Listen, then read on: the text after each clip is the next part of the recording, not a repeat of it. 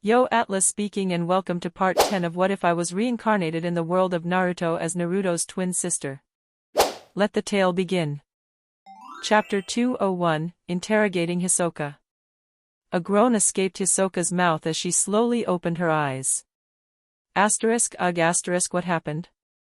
The last thing I remember is Yuna apologizing to me. Did someone knock me out? What is going on? At first, she tried circulating her chakra, but to her chagrin, she couldn't move it at all. Next, she tried moving her arms and legs and quickly realized that she was tied to a chair. She slowly lifted her head to get a better look at her surrounding, but when she managed to take a glance at the two people who were in the room as well, she immediately raised her head and looked at them in wonder. Hinata and Anko? What is going on? Why are these two together? Are they the ones that knocked me out? Why would they do that? While Hisoka was getting more and more confused, Hinata and Anko noticed that she has woken up. Anko chuckled a little while looking amused, and Hinata had a serious expression on her face and a dangerous glint in her eyes. Seems like you have woken up. Guess we can start then. Hisoka couldn't help but feel a little afraid when she looked into Hinata's eyes, and considering she knew Anko's personality due to the memories of her previous life, Anko's presence didn't make her feel better either. Although I am not sure, Anko should be in the T&I department, right? Does she want to interrogate me? Why would she do that? Has Hinata also joined the T&I department? Is that why she is here? What do you two want from me? Nothing much. We would just like to ask you a few questions, and if you answer them without lying and how I want you to, you will leave this room without a scratch. What the hell, Hinata? What do you even mean by, how I want you to? What is she supposed to do if she is telling the truth and you don't like the answer? Isn't that obvious? She needs to change her answer while making sure that the changed answer becomes the truth. That's so unreasonable. I love it. Hearing Hinata and Anko bantering with each other, Hisoka was rather dumbfounded. Although she wasn't sure about it since it has been a while since she had seen the anime, she was pretty sure that Hinata and Anko never even spoke with each other during the whole series, but it seemed like this timeline went a little differently, since they seemed to be rather good friends. After the duo finished chatting with each other, Hinata's attention returned to Hisoka. Well, whatever. Let's just start and see where this goes. First question, do you like women or men? That certainly wasn't the question I expected you to ask, but if you really want to know that, I like women. The moment Hisoka answered Hinata's question, the atmosphere in the room turned slightly dangerous, while the relaxed expression that appeared on Hinata's face after chatting with Anko became stern, again.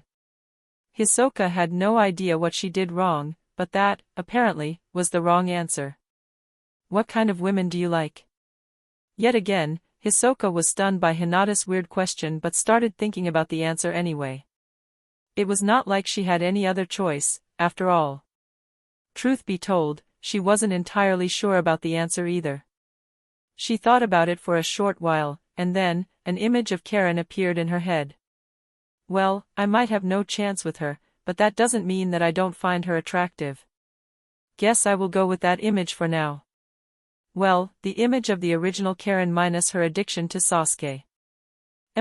Although I am not entirely sure about it myself, I guess I like strong-willed women. Although the woman I want to be together with should have a serious personality, I would prefer it if she would occasionally goof around as well. Oh, and I like women with red, long ****. The more Hisoka spoke, the more pressure radiated out of Hinata, and when she said her last sentence, the pressure caused Hisoka to choke. Anko, meanwhile, looked like she was about to burst from trying to suppress her laughter, but neither Hinata nor Hisoka noticed that. Hinata took a deep breath and calmed down a little, resulting in the pressure in the room lightening up as well. After taking another deep breath, Hinata asked another question.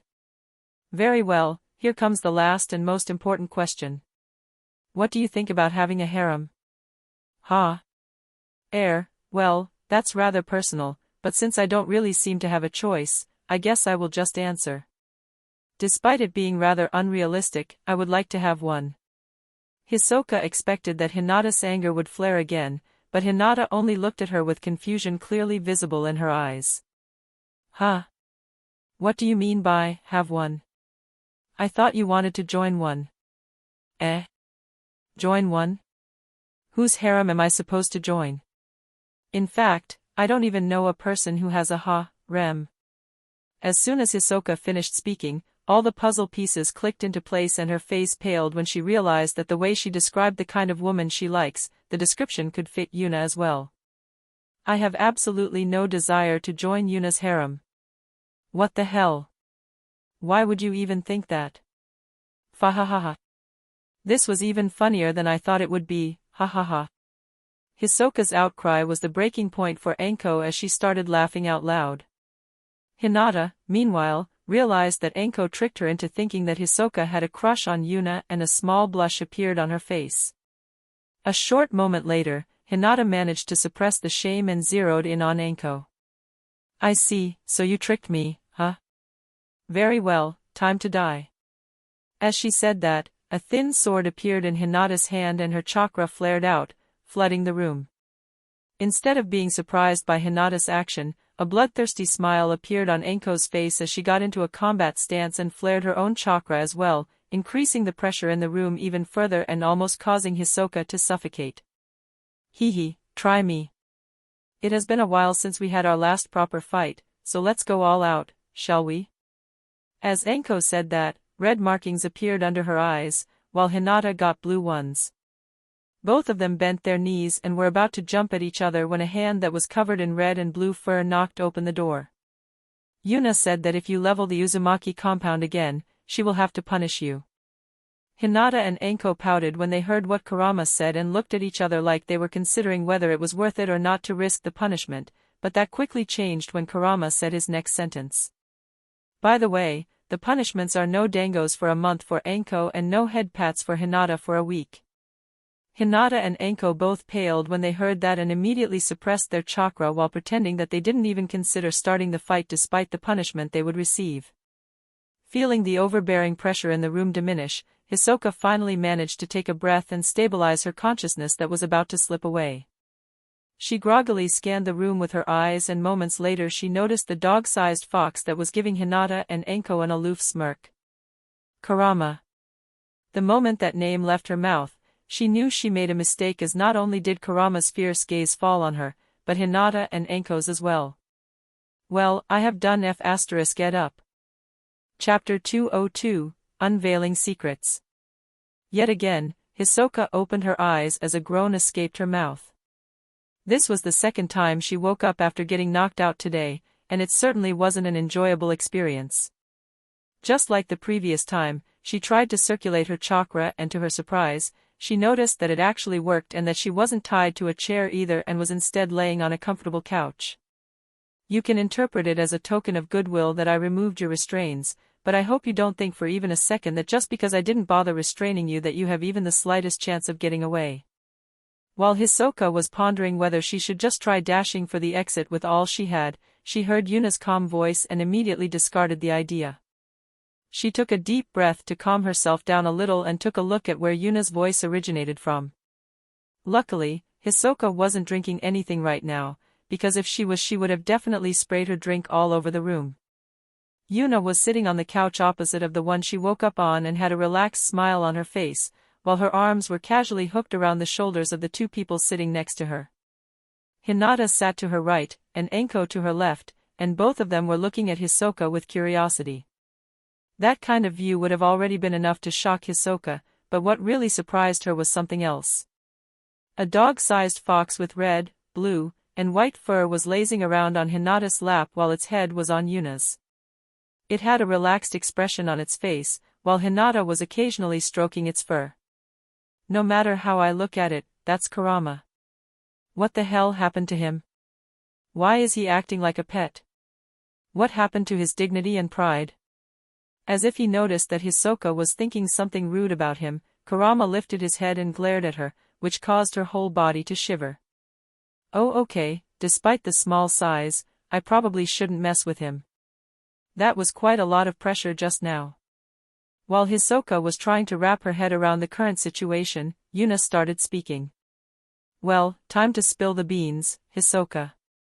Why do you know Kurama's name, and why did you call Minato and Karen's names so casually while we were on the training ground?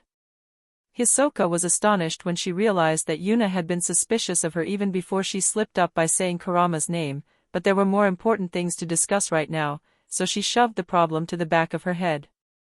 She strained her back, made a serious expression, and started talking. While I am sleeping, I, occasionally, have dreams about the Futu. Boom. A loud sound was heard as something extremely fast passed by Hisoka's head and smashed into the wall behind her. Hisoka glanced at the wall behind her and a shiver of fear went through her body when she saw that a small, perfectly round hole was punctured into the wall. What was that? I couldn't see it at all, and neither could I see anyone move.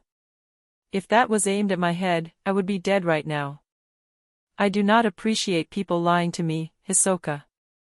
You'd better keep this warning in mind. Hisoka trembled when she heard Yuna's voice that has grown colder. She had no idea how Yuna found out that she was lying instantly. Due to her stiff face, not even the elders of the Hyuga clan could see through her lies, so she really wondered how Yuna could do it seemingly without effort. She considered trying another excuse, but seeing the glint in Yuna's eyes, she decided against it. She was already backed too far into a corner, so she decided to just go with the truth and see what will happen afterward.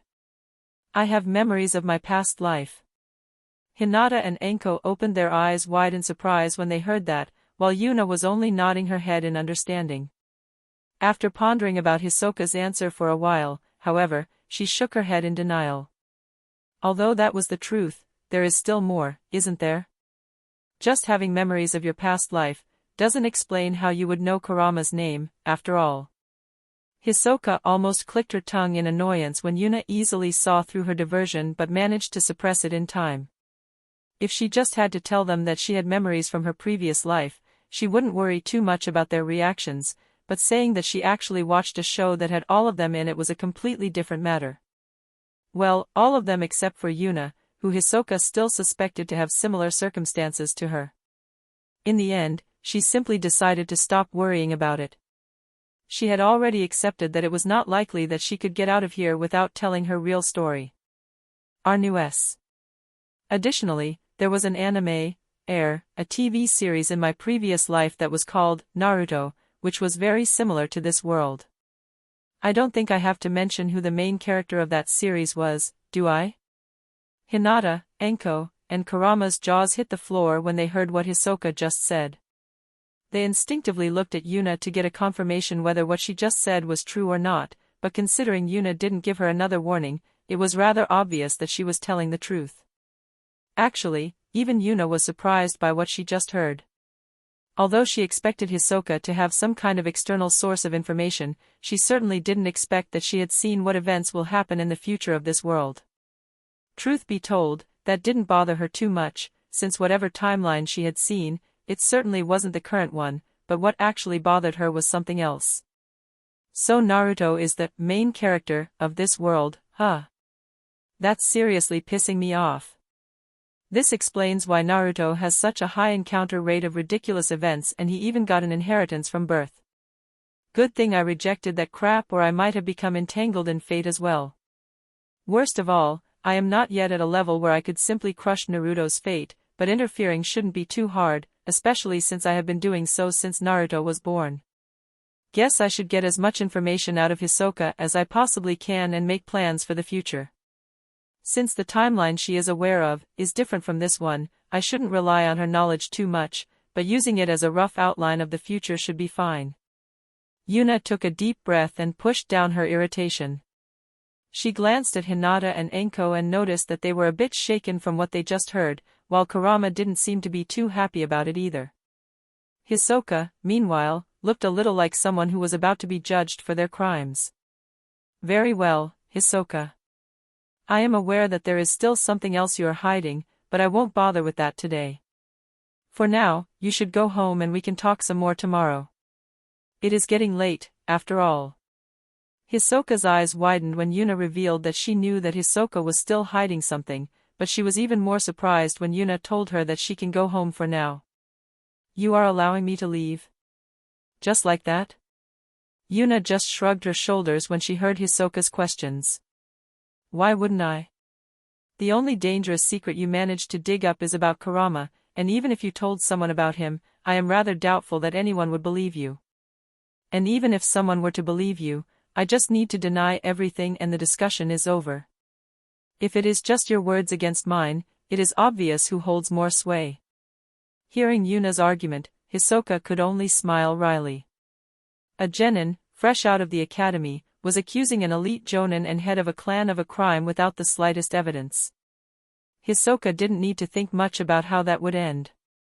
Hisoka took a deep breath to relax her strained nerves and stood up. See you tomorrow, Yuna-sensei. Yuna nodded her head and let Hisoka leave for now. She didn't bother mentioning to her that she slipped some seals on her while she was knocked out. It was just a little safety precaution, after all. Hisoka, meanwhile, couldn't believe she survived the encounter with Yuna. She was certain that the moment she accidentally said Kurama's name, it would result in her never leaving the Uzumaki compound again, but she surprisingly got out without a scratch on her body. Well, there are some mental scars, but they aren't too bad, I guess. Now that I think about it, what happened to Sai? Is he strapped into a torture device somewhere in the Uzumaki compound or did Yuna let him go as well? Oh well, guess I will find out tomorrow. Sai, meanwhile, was already back home and was laying on his bed while trying to sleep, but every time he closed his eyes, he got the illusion of hands appearing out of nowhere and dragging him into the darkness. So, the only one of Yuna's 3 genins that survived their first day without getting any mental scars, was Karen, who was currently writhing around on her bed, while loud moans were constantly escaping her mouth. Chapter 203, Unveiling Even More Secrets. Yuna felt the weird atmosphere in the room after Hisoka left, but decided to do nothing about it for now. Hinata, Enko, and Kurama clearly weren't happy that there was apparently some TV series about their lives in another world and Yuna really couldn't blame them for that. The person to break the silence first was Hinata. Is what she said really true, Yuna? How is it possible for our lives to be just some TV series? Hearing Hinata's questions, Yuna couldn't help but chuckle a little. What she said was true or she at least believed it to be true. I can only find out whether she was lying or not. If what she said was false, but she genuinely believed that it was true, then there is nothing I can do about it. Hinata thought about what Yuna just said and nodded her head in understanding despite it not making her happy. Yuna, however, wasn't done with her explanation yet. As for your second question, our lives obviously aren't just some TV series. Our lives are our own, and it doesn't matter what someone else has or hasn't seen or heard about us. Haven't you seen how she acted? Despite supposedly knowing the future, she was caught completely off guard by everything we did. Hinata thought about what Yuna said and then nodded her head in agreement. Indeed, she had no control over the situation and was easily pushed into a corner. You once said that prophecies are unreliable, so I guess we should treat her knowledge about the future in a similar fashion. Yuna nodded in agreement when she heard Hinata's suggestion and after a short moment of silence, it was Enko's turn to ask a question. But isn't it a pity? Things would be much easier if we knew what would happen in the future. No matter what, we should still be able to get some use out of her knowledge, right? Well, it's not like we can't use any of it. Information about key figures, especially their secrets and abilities. Information about important events should also be useful to some degree and lastly, she might have some information about secret hideouts as well. Additionally, it should have been quite a while since she has seen all that information, so we should also be cautious about how much she actually remembers and how accurate her memories are. All in all, her knowledge isn't very reliable but should be useful nonetheless.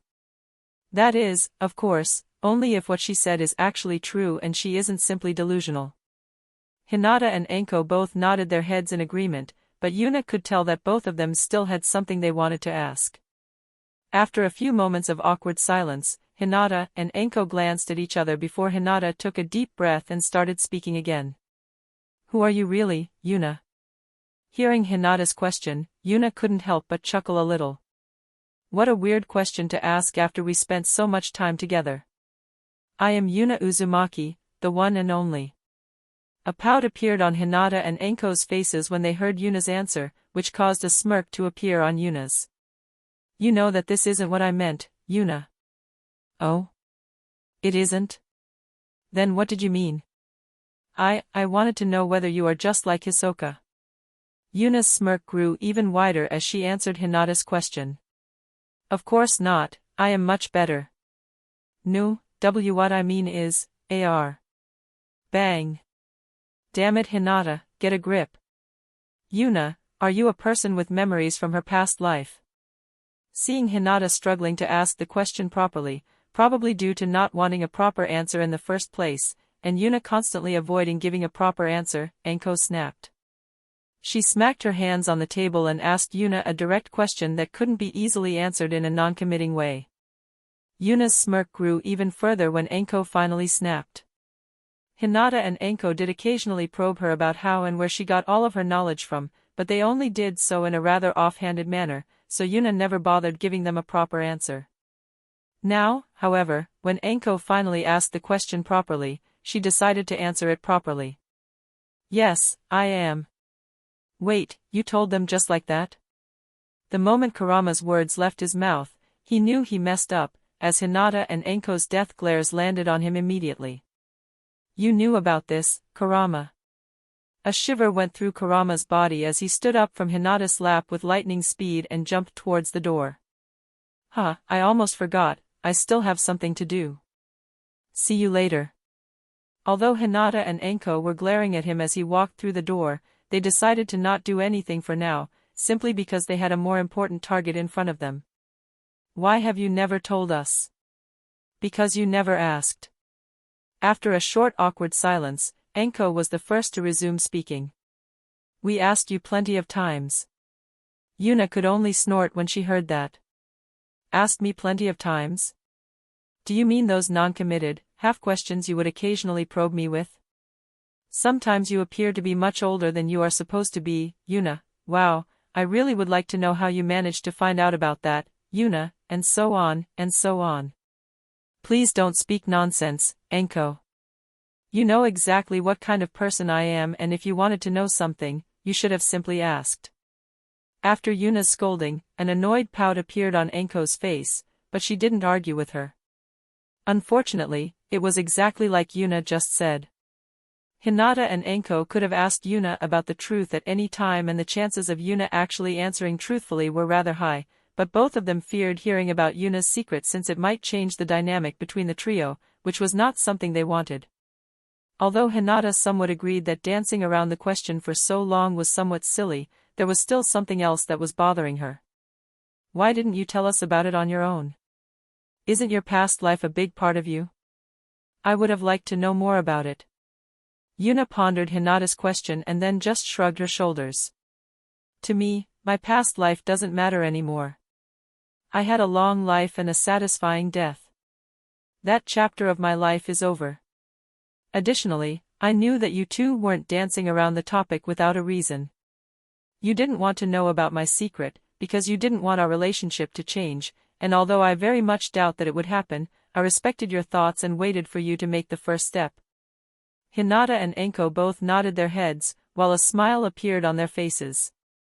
They were just about to thank Yuna for waiting when she added another sentence. Oh, and it was rather fun seeing you squirming around for such a long time, as well, ha ha ha. Hinata and Enko gnashed their teeth in anger, but both of them took a deep breath to push their anger back down. They still had more questions for Yuna, so their revenge had to wait for now. Chapter 204, Story of the Past. On an unremarkable planet, in an even less remarkable city, a small dirty girl was hiding away in a dark alley. Like a lot of people living in this part of the city, she was homeless, and like a lot of children living here, she was an orphan. Most people would just disregard her as another orphan, but the moment someone met her eyes, that person would shrink back instantly. White irises that seemed incredibly deep and pure, holding a wool behind them that appeared to be unshakable. This, combined with her deep blue hair, would give her an incredible mysterious feeling if it weren't for her dirty and old clothes. It was a rather cold day, but the nameless young girl never cared about the cold. Or rather, she enjoyed it. She never understood the reason for it, but while other people would start trembling if the weather got too cold, she would only feel more comfortable. However, despite feeling comfortable in the cold, she always felt like something was missing. The colder it got, the closer she felt to it, but every time she felt like she was about to grasp it, winter ended and the days started getting hotter again. Today, the girl felt closer to it than she ever felt in her life. Today she would finally grasp it. She could feel it. She was sitting in a dark alley with her eyes closed and was trying to feel it yet again when a voice interrupted her attempts. "Oh? What do we have here?" She would have scowled at the person that was interrupting her, but she realized that doing so wouldn't be a good idea. She looked at the person who interrupted her and her eyes widened in amazement. Long flowing robe, refined looks, and a sword strapped to his back. The girl might be just an orphan, but she certainly had heard people talking about the immortals that would occasionally visit the city. There was very little the young girl cared about, but she certainly admired the immortals and desired to be just like them. There were a lot of stories about immortals coming to big cities and picking up people to become their disciples, and the young girl dreamed of the same happening to her, so she couldn't help but get excited when an immortal appeared in front of her. "Hello, great immortal." She, naturally, had no clue how to formally greet someone, so she simply said what she thought would be appropriate. "Hee, I thought your hair would be the only exotic thing about you, but your eyes are even more extreme. I can barely contain myself." "Barely can't I?" Before the young girl could ask any question, she was pushed against a wall, while a hand lifted up her chin. "Hee, that's right. I love playing around with exotic-looking girls and you fit my taste perfectly. I might even allow you to become my sex slave if you put in enough effort." The moment the man stopped speaking, the image she had of immortals shattered. Her admiring gaze immediately shifted to one filled with utter disgust. "Oh, that's a nice face you are making. Let's see what your face will turn into after I am done with you."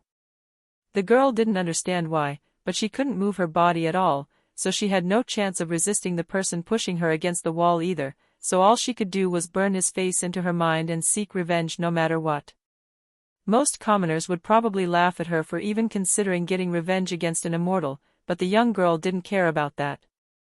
Despite her current position, her will was still burning brightly. The so-called immortal was just about to remove the first part of her clothes when the girl felt something incredible comfortable touching her right hand. She looked at her right hand and saw a small, white thing that looked like a crystal. Ice. She had no idea why she said a word she didn't know the meaning of, but the moment she did, it felt like everything clicked into place. The thing she has been searching for finally appeared, and for the first time in her life, she felt complete. "I see, so that's how it is. What are you mumbling about? Has your mind Alra?" Before her attacker could finish his sentence, a small icicle flew from the girl's hand and pierced him straight through his neck.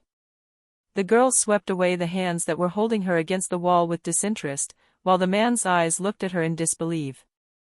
Seeing her pure white eyes looking at him like he was an insignificant ant, he shuddered in fear, before losing his life. "Oh yes. Immortal, huh? What a joke. Pathetic." The girl looked at the man she just killed with disgust clearly visible on her face. Although this was the first time she killed a person, that was not the reason for her disgust. She was disgusted at herself for once having admired these so-called immortals. Without a moment of hesitation, the girl started plundering everything the man had that might be of value and then quickly vanished into the convoluted streets of the city. "Those immortals are just useless trash. I will find my own way and surpass all of them. There are only two options, death or success. No, there is only one option, success. I will definitely succeed, no matter what it takes." The will and determination in her eyes became even stronger, causing her eyes to shine. What the young girl didn't know was that the person she just killed was actually the grandson of an influential sect elder and, although the grandson was a wastrel, his grandfather still doted on him for some reason and will naturally seek revenge for his death. And thus, started the legend of the white-eyed demon girl, the calamity of ice, and finally, the goddess of ice, who currently had the name of Yuna Uzumaki Namikaze and was living in a different world. Chapter 205, A Matter of Age. It took Yuna about 2 hours to finish telling her story to Hinata and Enko.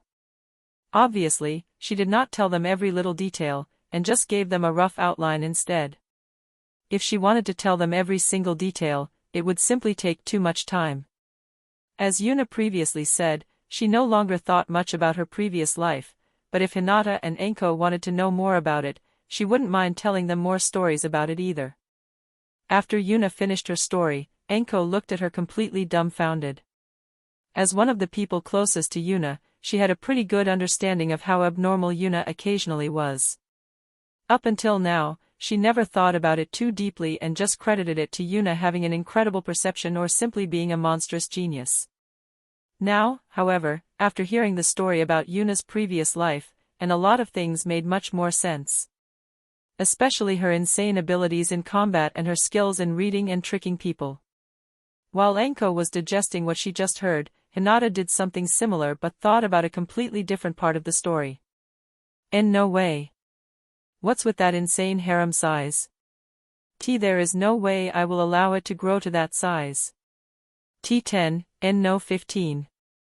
I won't allow more than 15, but Yuna had much more in her previous life. Will she really be satisfied with just 15? Fine, 20. 20 is the absolute maximum I will allow. Seeing Hinata and Enko in distress, Yuna couldn't help but chuckle a little. Any questions? An awkward silence followed Yuna's questions, but a short while later Enko managed to gather her wits and ask what she wanted to ask. Why, you lived for a very long time, didn't you? Although you never explicitly told us for how long you stayed in different places for, considering how much you have experienced, you should have lived for a very long time, right? Correct, I have lived far, far longer than even Kurama. I doubt that Hinata could notice any change after she started cultivating the techniques I gave you too, but you, Enko, might have noticed that your body is feeling more comfortable day by day. Cultivation increases one's lifespan, and although the effects aren't that great at the start, I'm pretty sure you should have already gained a few dozen extra years by now. That means that your current age of 25, which was equivalent to around 1/3 of your remaining lifespan, turned into 1/4 or maybe even 1/5 of your remaining lifespan, which obviously makes you feel younger. Hinata and Enko's eyes widened in surprise when they heard what Yuna just said. If Yuna's claim was true, it would mean that they could easily reach the age of 100, something that almost no one in the shinobi world could do. Yuna scanned the duo's expression and chuckled yet again. I know what you are thinking, but it seems you weren't listening to me properly, so I will say it again. Cultivation increases one's lifespan, and although the effects aren't that great at the start, I'm pretty sure you should have already gained a few dozen extra years by now. Tell me, Hinata, Enko, do you think you have, in regards to cultivation, made a lot of advancements so far? Hinata and Enko looked at Yuna in disbelief, but moments later, both of their faces paled in shock. Seems like you got what I mean. You just started cultivating a few months ago and you already gained a few dozens of years. I think it is pretty obvious what I mean, right? Living dozen of years longer? That's insignificant. Even 100 years is no big deal if you continue advancing in your cultivation. Hinata and Enko both sank into deep contemplation when they heard Yuna's words. They predicted that they will have to go through a plethora of unique situations when they decided to be together with Yuna, but they certainly didn't expect the situation to be this ridiculous. If a few months of cultivating could already prolong their lives for dozens of years, wouldn't that mean that they would live forever? Even more importantly, wouldn't that mean that Yuna already has lived forever? Yet again Hinata and Enko paled in shock as they looked at Yuna in disbelief. The moment they met Yuna's gaze, they couldn't help but avert their eyes. What's wrong? Are you suddenly afraid of me because you know my real age? Is the only reason you have grown to like me because I was the same age or younger than you? After hearing Yuna's accusation, the duo looked up in shock and wanted to deny Yuna's claim. They expected Yuna to have a hurt expression when they looked at her again, but instead of that, she had a smirk on her face. That's right. In our relationship, age is of no importance. Up until now, Enko was the odd one out, and now, that position has switched from her to me. Whether one of us is 20 or 200 years old, never mattered from the start. Hinata and Enko heaved a sigh of relief when they heard Yuna's argumentation. Both of them never really thought about it, but Enko was indeed almost twice as old as Hinata, and despite that, they got along rather well, and even if they had a conflict, the cause of these conflicts was never caused by the difference in their age. Although Yuna's age is on a whole other level, so far Hinata and Enko got along with her without a problem, which meant that they might as well not bother with that point. It might take some time to get used to their new knowledge about Yuna, but now that they have talked with Yuna about it, neither Hinata nor Enko believed that it will cause any major friction between the trio. Chapter 206, Hot is Hot. After a short period of silence, an annoyed pout appeared on Hinata's face. No matter how I look at it, it's too many. What do you mean, Hinata? Hinata threw a glare at Yuna before sighing in defeat. I'm talking about the number of women that were flocking to you. Couldn't you have shown at least a little bit of restraint?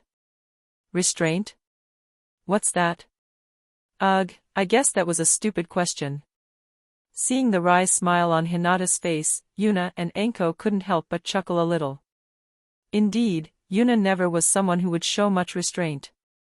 By the way, there were quite a lot of important people in your previous harem. Are you really fine with two puny mortals like Hinata and I? Considering that Enko was smirking, she probably wanted to act like she was making a joke, but Yuna could easily tell that Enko was genuinely concerned about what she just asked, while Hinata was in a similar situation. Hehe, no need to worry about that. I'm not exactly at my peak either, and besides that, whether someone is a mortal or a god, I never discriminated between members of my harem. A mischievous smirk appeared on Yuna's face as she continued talking. Whether mortal or god, hot is hot, ha ha ha. Although Hinata and Enko were happy about Yuna not caring about them having no high status, they couldn't help but groan while facepalming when they heard Yuna's rhyme. Ugh, I guess if you can happily bring out word games like that, then there really is no need to lament about our age. Hearing Enko's words, Hinata nodded her head in agreement. That's true. As long as we get along well, I guess there is no need to worry too much about age. A comfortable silence descended onto the trio. Now that Hinata and Enko knew about Yuna's secret, they couldn't help but be happy about it. They were feeling closer to Yuna than ever before. After a few minutes of relaxing, Hinata remembered something else and asked Yuna a question. By the way, what do you think about Hisoka, Yuna? Well, her previous life. I somewhat doubt that it was like yours. Yuna and Enko both nodded in agreement. Although it is just a guess, she probably had a rather peaceful life. I can't be completely certain about it, but I think she never killed someone before and lived in a rather peaceful world. Well, at least the place where she lived was peaceful. She doesn't have the spatial awareness of someone who lived in a dangerous area. She might have lost that awareness while living in the Hyuga compound, but since she sees some Hyugas as her enemies, I very much doubt that. Hinata pondered Yuna's words for a moment and then nodded in agreement. I guess being reborn in this world must have been really hard for her, huh? I can't imagine what it is like to be used to living a peaceful life without any conflict and then suddenly having to fight and even kill people. Indeed, I wonder how she will react after her first kill. Children that were raised to be shinobi from the very start usually don't feel much when they take their first life, but someone who has grown up without even the possibility of having to kill someone certainly will have some trouble doing so.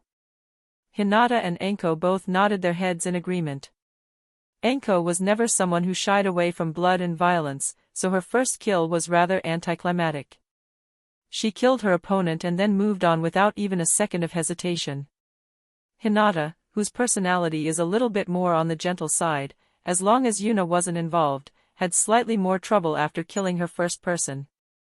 After doing the deed, she continued as if nothing happened, but the evening of that day, she had some trouble falling asleep as she was constantly remembering the face of the person she killed. Well, after laying awake for about half an hour, Yuna noticed her distress, and after a bit of hugging and head pats, Hinata easily forgot all of her worries and fell asleep, so it really can't be described as more than a minor inconvenience. What about your other genins, Yuna? After hearing Enko's question, Yuna started contemplating about the other two members of her new genin team, and after a short while, she simply shrugged her shoulders. Honestly, I am not sure yet. Well, I obviously know about Karen, but I am not sure about Sai, yet.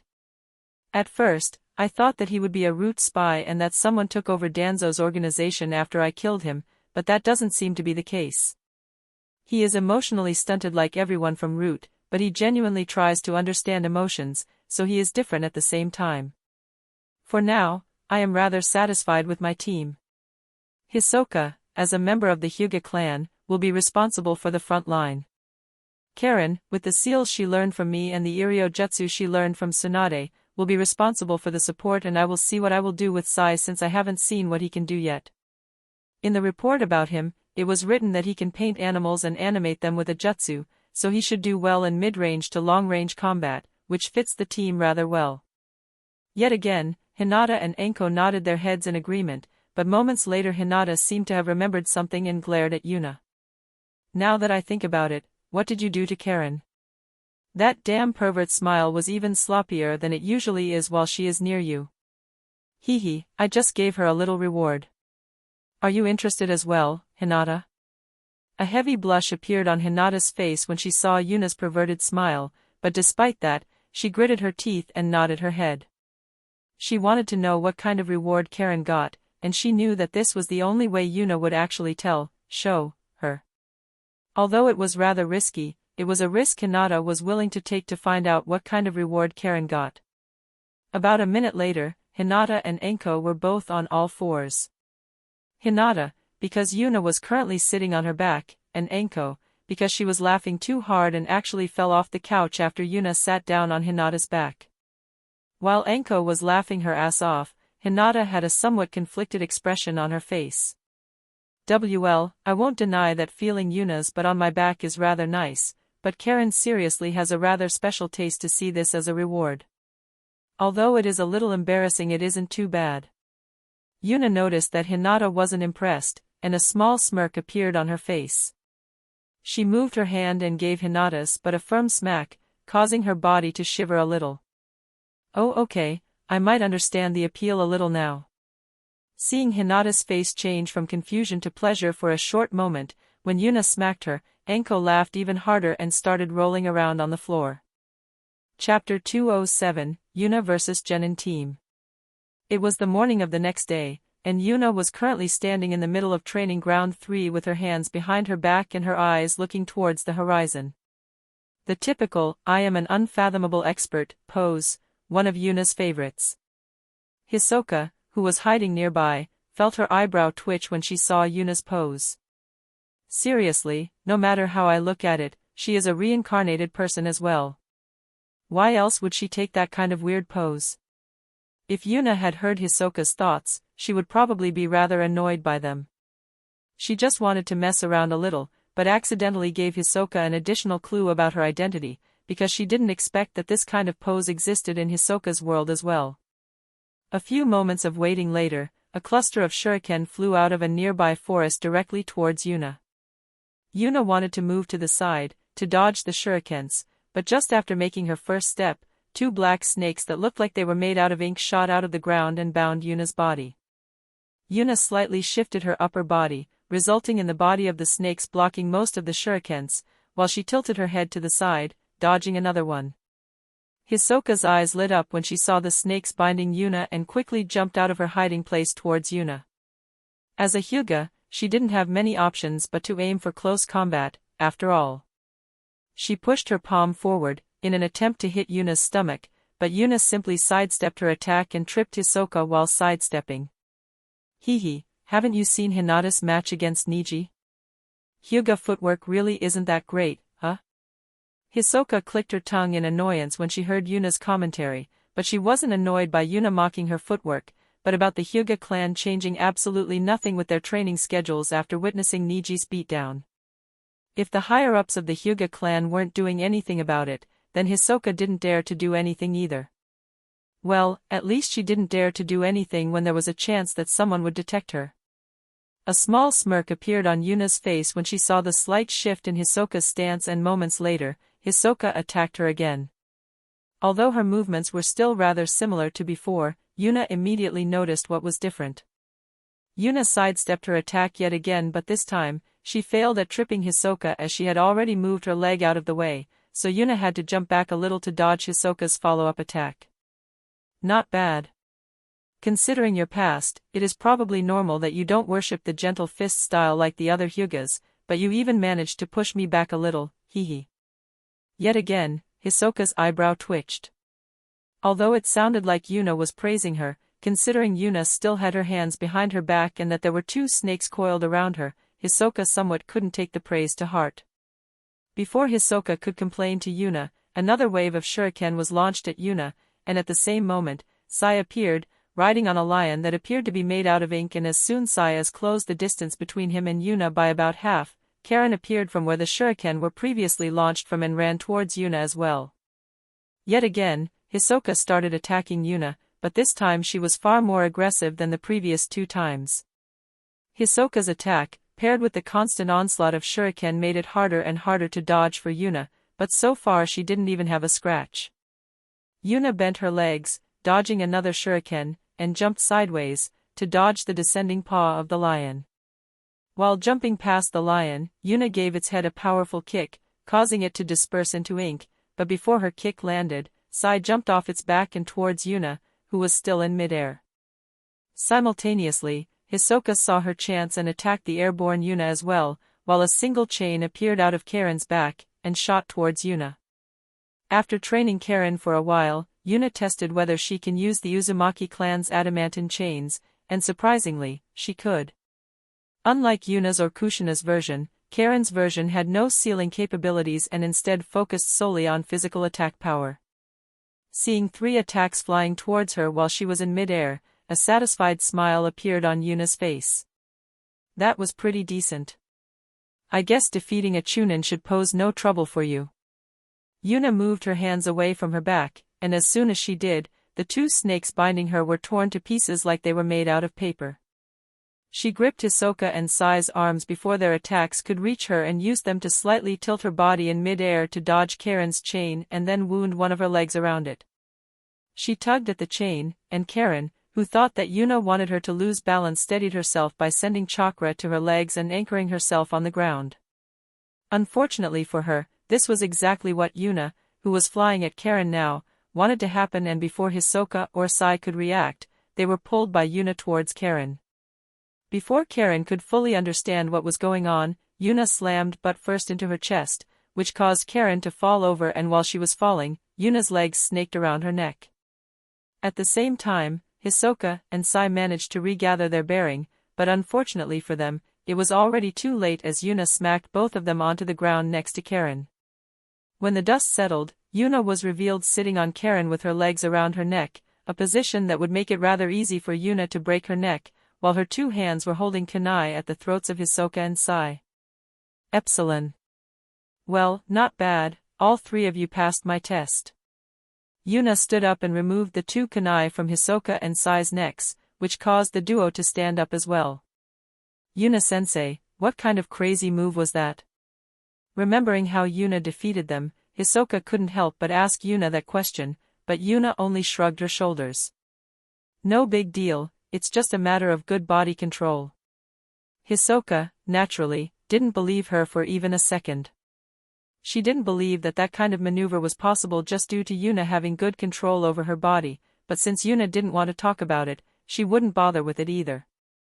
Surprisingly, what Yuna said was actually the truth. In fact, Yuna was pretty sure that Hinata could copy what she just did if she were to use her Byakugan to increase her spatial awareness. As for Hisoka, Yuna was pretty sure that that was impossible for now, even if she has the Byakugan as support. What's wrong, Karen? Why are you still lying on the ground? After Yuna finished her explanation to Hisoka, she noticed that Karen still hasn't stood up, so she asked her for the reason. After asking her questions, however, Yuna saw Karen's face and couldn't help but smile wryly. Thank you, Yuna-sama, for the great reward. Karen's whole face was flushed red and there was a slightly deranged smile on her face, while blood was flowing out of her nose, and as soon as she finished speaking, she fainted. Yuna could only shake her head when she saw that.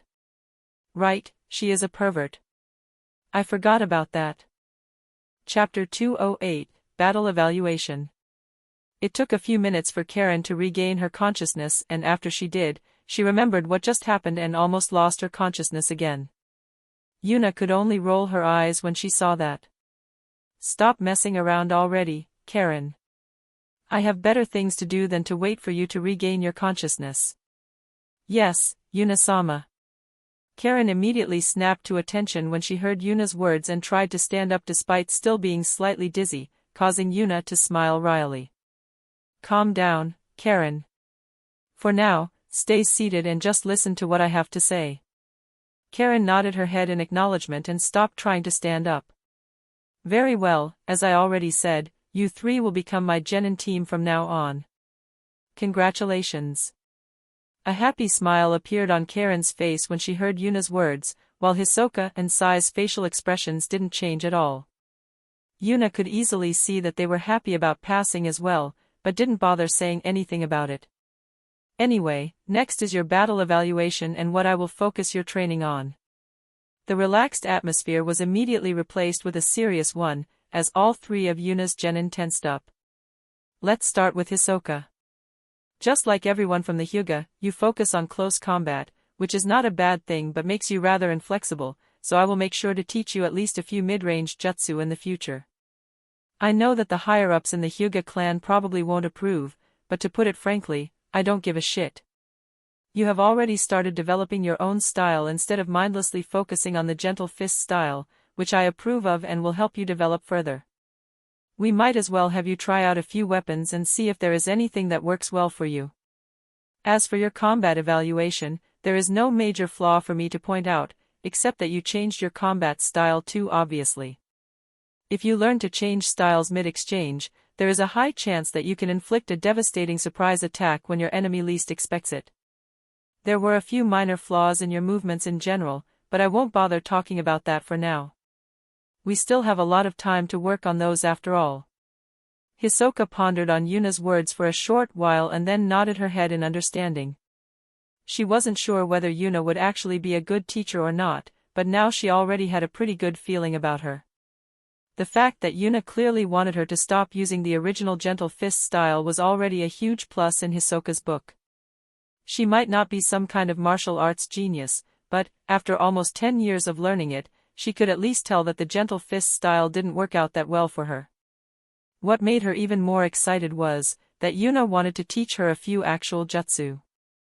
Although she never said anything about it and hid it in the depths of her heart, she was genuinely pissed of that she was somehow reincarnated into a world where people could shoot fireballs and wind blades and she was stuck with only using palm strikes. That's like being reincarnated into a world of sword and magic, and deciding to become a knight that didn't use magic at all. Seeing Hisoka acknowledge her words, Yuna's gaze landed on Sai. Alright, you are next, Sai. First of all, I assume that the last attack strategy you used was taught to you by root to take down superior opponents, correct? Sai was confused by Yuna's question but nodded his head in acknowledgement anyway.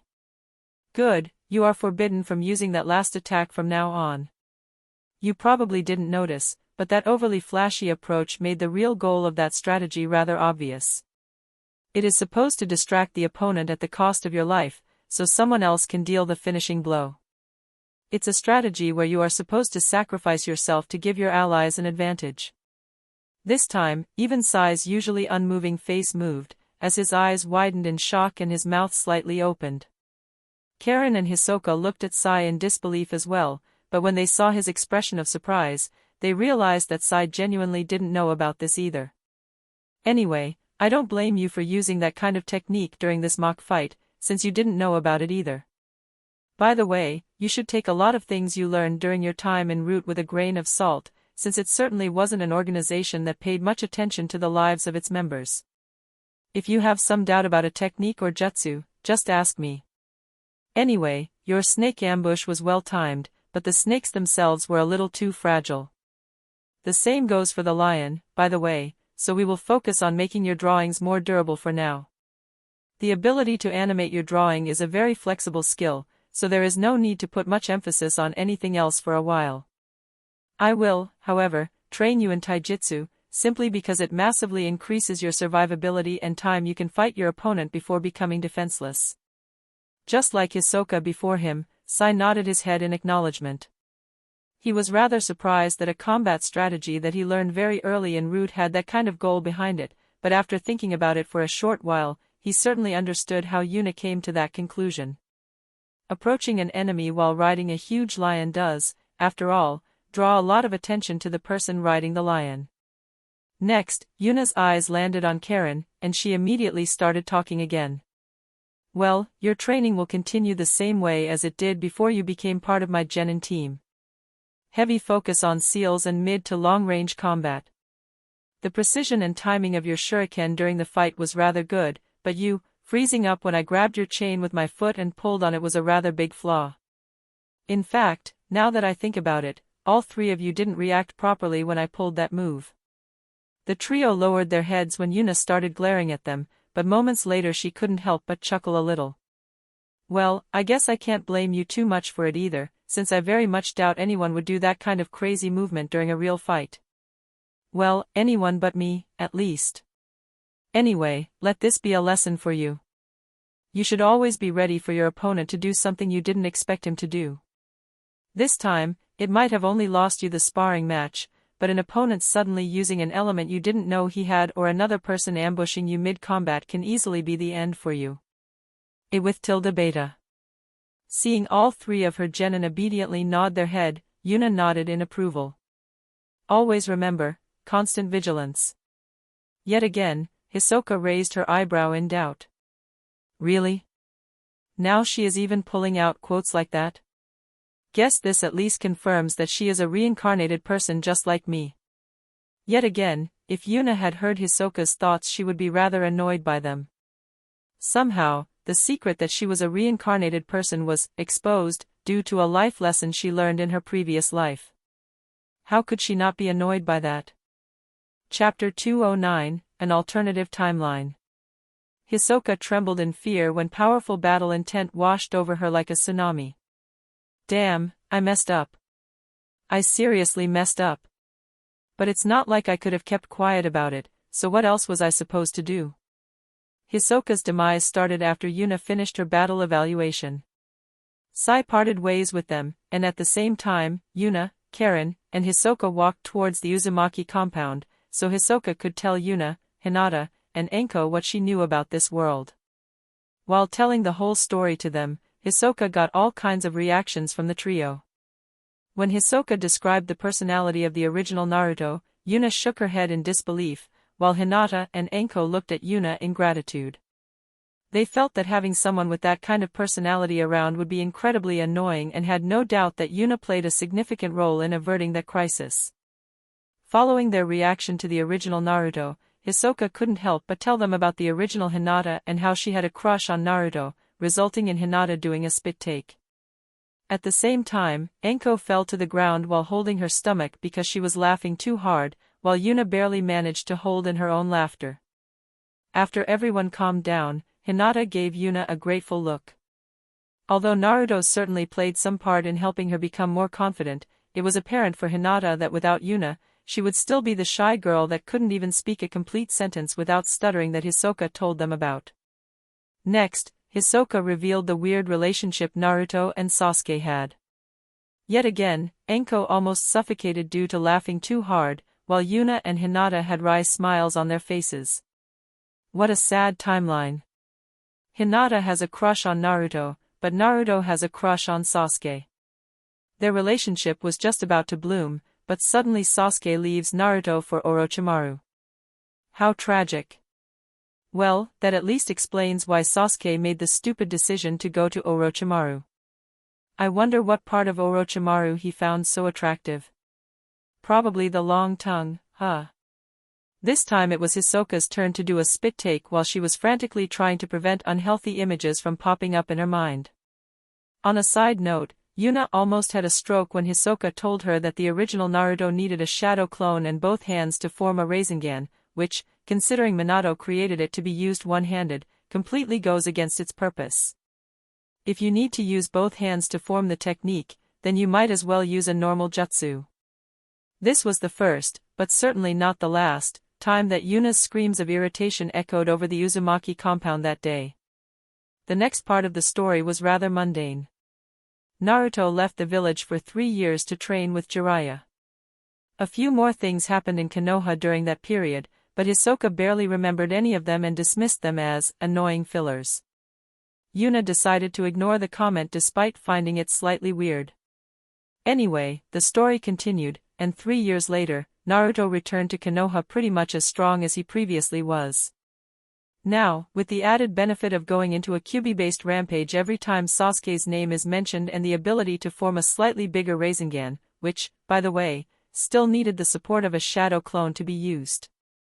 What the hell have you been doing for 3F*ing years, Jiraiya? That's right, in Yuna's opinion, the one responsible was Jiraiya. The original Naruto was an idiot, so it would be weird to make him accountable for messing up like that, but Jiraiya was a different case. He might be a pervert, but he was still a skilled shinobi, so Naruto not improving for 3 years could only be his fault. Damn it, bonding with Naruto is fine and all, since Naruto never had a family up to that point in time, but he should have at least spent some time actually training Naruto. Should I go and beat him up? No, that's unreasonable since it was in another timeline. Should I do it anyway? Hearing Yuna ominously talking to herself, Hinata, Enko, and Hisoka pretended like they were just part of the room decoration.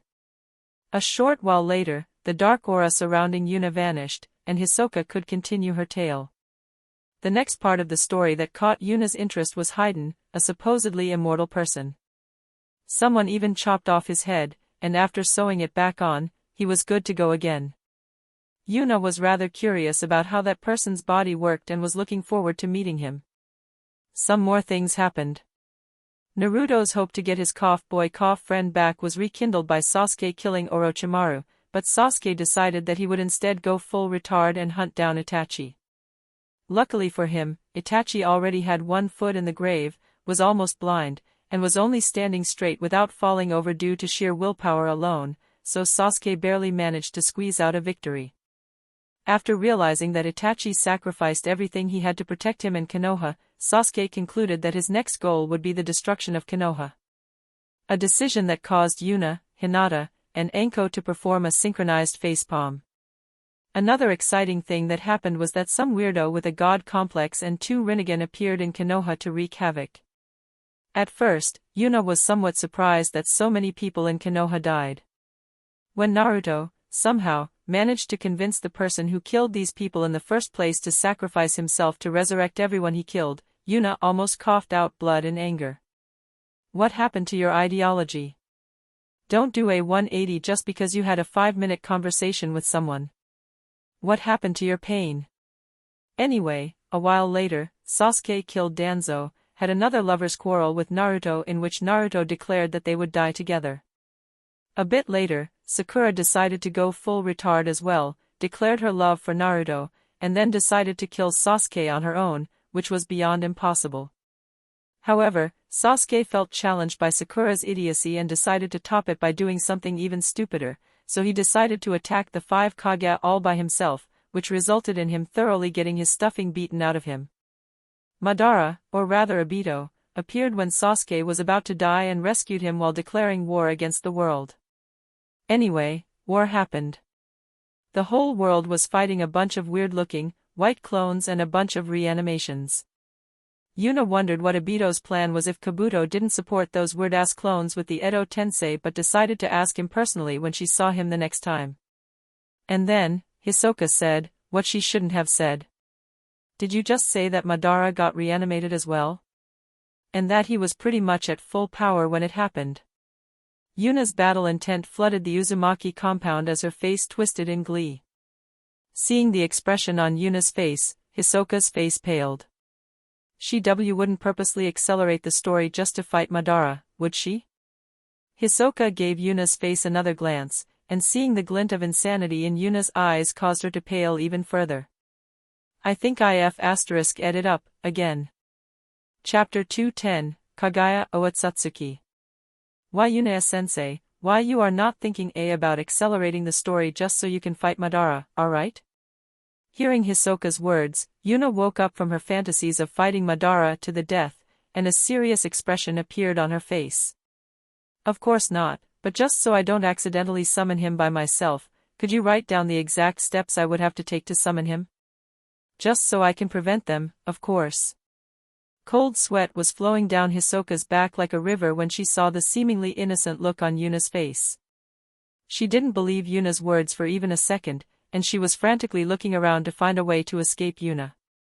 Shit, I need to get out of here, but isn't that completely impossible? No matter how I look at it, I am trapped in here. What can I do? That's it. As Hisoka's eyes were frantically scanning the room for a possible escape path, she noticed a viable way to salvation. Without a single moment of hesitation, she kowtowed. Hinata-sama, please help me convince Yuna-sensei not to summon Madara. Instead of kowtowing towards Yuna, however, she did so towards Hinata. Those two were clearly a couple, so Hisoka hoped that Hinata might have enough influence over Yuna to stop her from doing anything stupid. A short moment later, Hisoka felt a hand softly land on her shoulder, and she immediately sighed in relief. As expected of Hinata, she is still the voice of reason. With her support, everything should work out. Hisoka looked up with a relieved smile on her face, but when her eyes met Hinata's, her facial expression quickly switched back to despair. She expected Hinata to have a kind smile on her face, but instead of that, her face was adorned with a battle-thirsty grin. Hee, Madara is really strong, isn't he? I bet fighting him will be really amazing. Another shiver of terror ran through Hisoka when she heard Hinata's words. In no way. Hinata is like that as well? In a last act of despair, Hisoka's eyes landed on Anko, but she only smirked at her in amusement, which sealed her final possible escape path. Seeing Hisoka slowly being overcome with despair, Yuna, Hinata, and Anko started laughing out loud. Ha ha ha, no need to worry. We were just joking. Hisoka lifted her head in relief, but Yuna could clearly see that there was some doubt left in her eyes. Are you sure about that, Yuna-sensei? Somehow I don't think you were actually joking. Hee, no worries. I was joking. I might be insane, but I'm not insane. Hisoka's eyebrow twitched in irritation when she heard Yuna's nonsense and decided to look at Hinata for confirmation instead. Hinata, however, only averted her eyes. Damn it, am I really done for? I still have one trump card left, but it could make everything even worse than it already is. Hisoka gave Yuna another glance, and after seeing her look back innocently, Hisoka gritted her teeth and used her last card. Actually, Madara isn't even the last boss. Although I don't know whether you can defeat Madara or not, I am absolutely certain that you won't be able to defeat the true last boss. Yuna's eyes shone with interest when she heard Hisoka's words. Oh? Someone even stronger than Madara? And you even claim that I can't defeat that enemy. Now you got me really interested. Why do you think that I can't win? Hisoka flinched when she saw Yuna's battle-thirsty smile, but she pushed down her apprehension and continued speaking. Kaguya Oatsutsuki, the rabbit goddess. You can't defeat her since she is a real goddess. This time, powerful killing intent flooded the Uzumaki compound, but instead of Yuna being the one responsible, it was Hinata. A goddess, you say? Where is she? Tell me where she is hiding, so I can get rid of her. There is already enough competition in Yuna's harem. I won't allow a goddess to join it. Absolutely not. Hisoka could do nothing but tremble in fear under Hinata's gaze. Holy shit. What in the world happened with Hinata? It's like I'm standing in front of a giant monster instead of a young woman. And why the hell is she suddenly talking about Yuna's harem? Does she think Yuna wants to add Kaguya? That's just absurd. A short moment later, Anko's hand landed on Hinata's shoulder in an attempt to calm her down. Calm down, Hinata. Please come to your senses and realize that your imagination is going haywire. After hearing Anko's words, Hinata took a deep breath and reined in her killing intent. Hisoka breathed a sigh of relief when she felt the pressure getting smaller and looked at Anko in gratitude. To think Anko would be the voice of reason in this relationship. That's really surprising. I always felt like she was someone who loved spreading chaos, but I guess things are really slightly different in this timeline. Hisoka was just about to thank Anko when Yuna opened her mouth and said something as well. Anko is right, Hinata. There is no way I would just put her into my harem. Whether she is a goddess or not doesn't matter to me. Hinata calmed down even further and was just about to apologize for overreacting when Yuna continues speaking.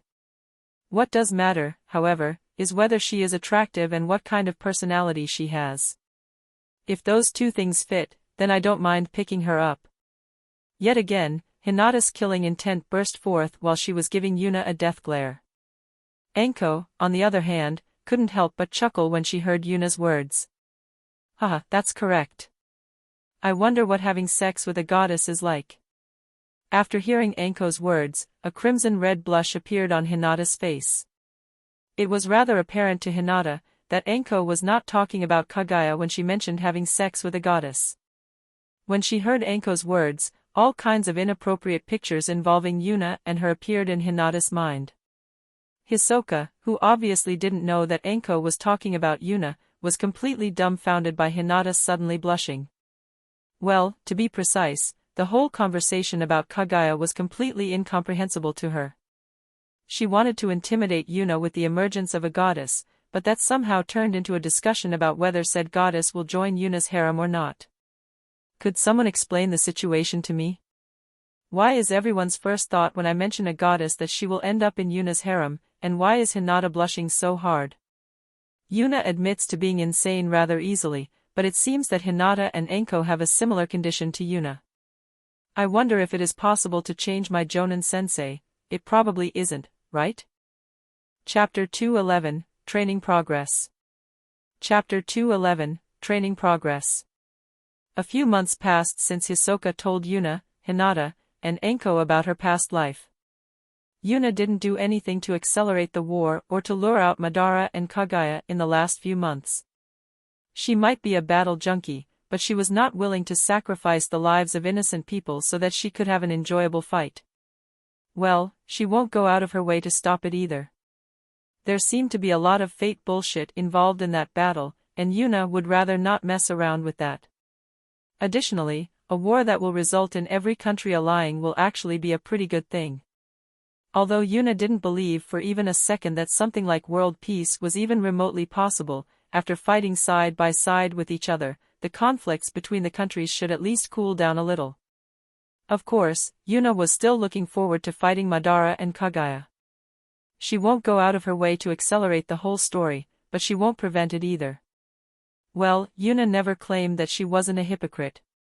Another important point that spoke against accelerating the appearance of Madara and Kaguya was that Yuna was pretty sure that she couldn't win against them without sacrificing her life in the process. Yuna would rather not fight someone that was strong enough to force her to sacrifice her life. She wanted to fight a battle where her opponent could possibly kill her and not a battle where she had no other choice than to go for a draw by sacrificing herself. Her age hasn't even reached the third digit yet, so she would rather not die yet. In the last few months, Yuna spent most of her time training her new genin team, and so far, she was rather satisfied with their progress. All three of them were hard workers and put considerable effort into training. Hisoka did so because she could actually feel herself getting stronger at a fast pace, which was a rather jarring contrast to how it was while she trained under someone from the Hyuga clan. The only thing that annoyed her was that she still had to occasionally train the gentle fist style to keep up the facade that she was loyal to the Hyuga clan. If she got rusty in the gentle fist style, it would be rather obvious that she had discarded it, after all. Hisoka found it genuinely laughable that the elders of the Hyuga clan believed that she would only continue to improve her gentle fist style and nothing else. If she were to do that, what was even the point in getting a Jonin sensei? Another important fact was that Yuna modified Hisoka's seal a few weeks ago. However, unlike Hinata's, she didn't simply remove the "can the punished at any time by the main family" aspect and went a little more in-depth instead. The seal looked exactly like it did before, but now, if someone from the main family tried to activate it, Hisoka would only feel a slightly uncomfortable itch in her forehead instead of excruciating pain. Like this, she could still act properly when the seal was activated without actually suffering through the pain. If Hinata wasn't watching her like a hawk after Yuna modified the seal, Hisoka would have probably hugged Yuna with tears in her eyes after the seal was changed. Finally, she didn't need to fear some random elder of the main family torturing her simply because he was in a bad mood. And considering the pace at which her strength was increasing, it wouldn't take long for her to get revenge on them either. She couldn't wait to dish out a beatdown to all those high-strung arrogant bastards that thought that they were something special. On the other hand, Karen seemed to be capable of breaking through her limit by simply imagining Yuna ordered her to do so. In fact, after Yuna realized that Karen's willpower seemed to increase to infinite every time she was ordered to do something by Yuna, Yuna mercilessly abused that knowledge, resulting in Karen pushing herself far more than Hisoka and Sai ever could possibly do. Karen's passion for Yuna went so far that even Hinata could only grit her teeth and acknowledge Karen as part of Yuna's harem, which resulted in Karen fainting while a blood fountain was shooting out of her nose. Sai, on the other hand, was the odd man out. He didn't have anything shackling him down that he wanted to break free from like Hisoka did, nor did he have the weird dedication Karen had. Yuna once asked him why he was so motivated to keep up with Hisoka and Karen's pace, and he answered that he felt like it would be easier for him to understand the bond between people if he did, which caused Yuna to give him an approving nod. Although Sai might not look like it, he actually put quite a bit of effort into his dream. In fact, sometimes, he tried a little bit too hard. A few weeks ago, he read a book that claimed that friends gave each other nicknames, resulting in him giving Naruto the nickname Little Prick. As an answer to that, Naruto said that, considering Sai's pretty face, he would fetch a good price if he were sold to a brothel and that Naruto wouldn't mind having a little bit of extra income. After Yuna explained to Sai that giving insulting nicknames wasn't a good idea, Sai decided to give Ino the nickname Beautiful, which almost resulted in Naruto beating him up for hitting on his girlfriend. While Ino only gave Sai a cold look filled with indifference to his so-called flirting. Anyway, right now, Yuna, Karen, Hisoka, and Sai were standing outside of Konoha's gates and were preparing themselves for their first C-rank mission. Over the last few months, Yuna did almost no missions by herself, resulting in the bandit population of the Land of Fire going through quite the dramatic spike, and thus Yuna's first C-rank mission with her genin team was wiping out a bandit camp that has been harassing a small village for a while. Chapter 212, Killing Bandits. Oh? What do we have here? A bunch of young women that would like to serve us? Hee, alright, let's have. Swish splat. Stop looking at Yuna-sama with your dirty eyes, you piece of shit. Do you want me to kill you? Before the person in front of them could even finish speaking, a chain shot out of Karen's back and pierced him straight through the head, turning it into mush. Seeing this, Yuna couldn't help but smile wryly. Well, I am not a medical expert, but I am pretty sure that guy died the moment you turned his head into soup, so that thread is a little bit redundant. Karen couldn't help but blush a little while awkwardly looking away. When I saw that beast giving Yuna-sama dirty looks, my body moved on its own. Yuna could only scoff when she heard Karen's excuse. Isn't it you who usually gives me the dirtiest looks? A shiver of pleasure went through Karen's body when she heard Yuna's words. Sigh to think Yuna-sama would praise me like that. I will get a lot of use out of this memory. While Yuna and Karen were bantering with each other, Hisoka's face paled due to seeing someone's head explode in front of her. She might have seen equally brutal movies, but seeing something in real life was completely different from seeing it on a screen. Yuna noticed Hisoka's condition, but there was currently nothing she could do about that. In fact, Yuna predicted that Hisoka would react like that after seeing her first bloody scene. Living on a peaceful planet certainly doesn't prepare someone to see blood and death. If Hisoka couldn't push through her apprehension, she would have to stop being a shinobi. After shaking her head to get rid of the idle thoughts, Yuna scanned her surroundings and noticed that the bandits had encircled them while they were idling around. She noticed the attempt immediately but decided not to do anything against it. None of the bandits had a chakra level above genin, so Yuna wasn't too worried about her genin. Additionally, all three of them have already noticed what was going on and prepared themselves for battle. Even the still pale Hisoka had determination burning in her eyes. Well, 18 people in total. None of them have more chakra than a genin, with only 5 of them reaching genin level. This fight is all yours while I sit back and watch. Have fun. The moment Yuna finished speaking, she simply vanished from where she stood. At the same time, the bandits started to attack the remaining 3 people. Seeing that the bandits were actually attacking the trio, Yuna could only shake her head in pity. She really wondered how these kinds of groups' first idea was always an all-out assault. The Konoha symbol was clearly visible on all 4 of them, so they were obviously sent by Konoha. Did the bandits really think that Konoha would be willing to lose even a single shinobi against some random bandit? That would be beyond stupid, so these kinds of missions always have a considerable safety margin. As a result, it was pretty much impossible for bandit camps to wound even one person seriously. As for actually overwhelming the shinobi force that is after them, that's beyond impossible. The fight ended rather quickly. Karen's chain was simply too overpowered compared to a bunch of mere bandits, while Sai's drawn beast could do a lot of damage as well. Hisoka, who was using a changed form of the gentle fist style, could easily defeat her enemies with one hit, but her reluctance to kill slowed her down significantly. Seeing this, Yuna shook her head and reappeared on the battlefield after the fight was over. She casually picked up one of the bandits that Hisoka spared and dangled him in front of Hisoka. Kill him. Hisoka's whole body shook when she heard Yuna's words. Is that really necessary? He is already knocked out, so isn't it fine? Yuna scoffed when she heard Hisoka's naive words but decided to humor her. Activate your Byakugan and take a look at the bandits' camp. After doing precisely that, Hisoka's face paled due to what she saw. This group has been harassing the nearby village for a while now. The only reason why Konoha found out about it is that one of the villagers managed to slip out and inform Konoha about the bandits without being noticed. This group has been here for about a month now, freely pillaging whatever they want from the village. Who knows how many lives they have ruined up until now. Only by killing every one of them can you guarantee that the number of ruined lives won't grow even further. Some might argue that a few of them might not have done anything too wrong yet. Personally, I think if you want to work with that logic, then you are also the one who has to explain to someone who just got a member of their family killed that you didn't kill the responsible bandit because you were waiting for him to do something terrible. That being said, Yuna finished her monologue by raising her right hand and snapping her finger.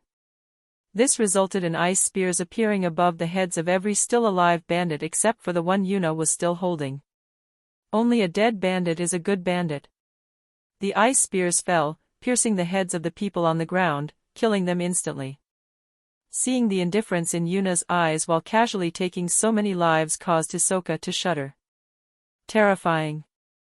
I don't think I could ever be this indifferent to taking a life. However, Yuna's words are correct.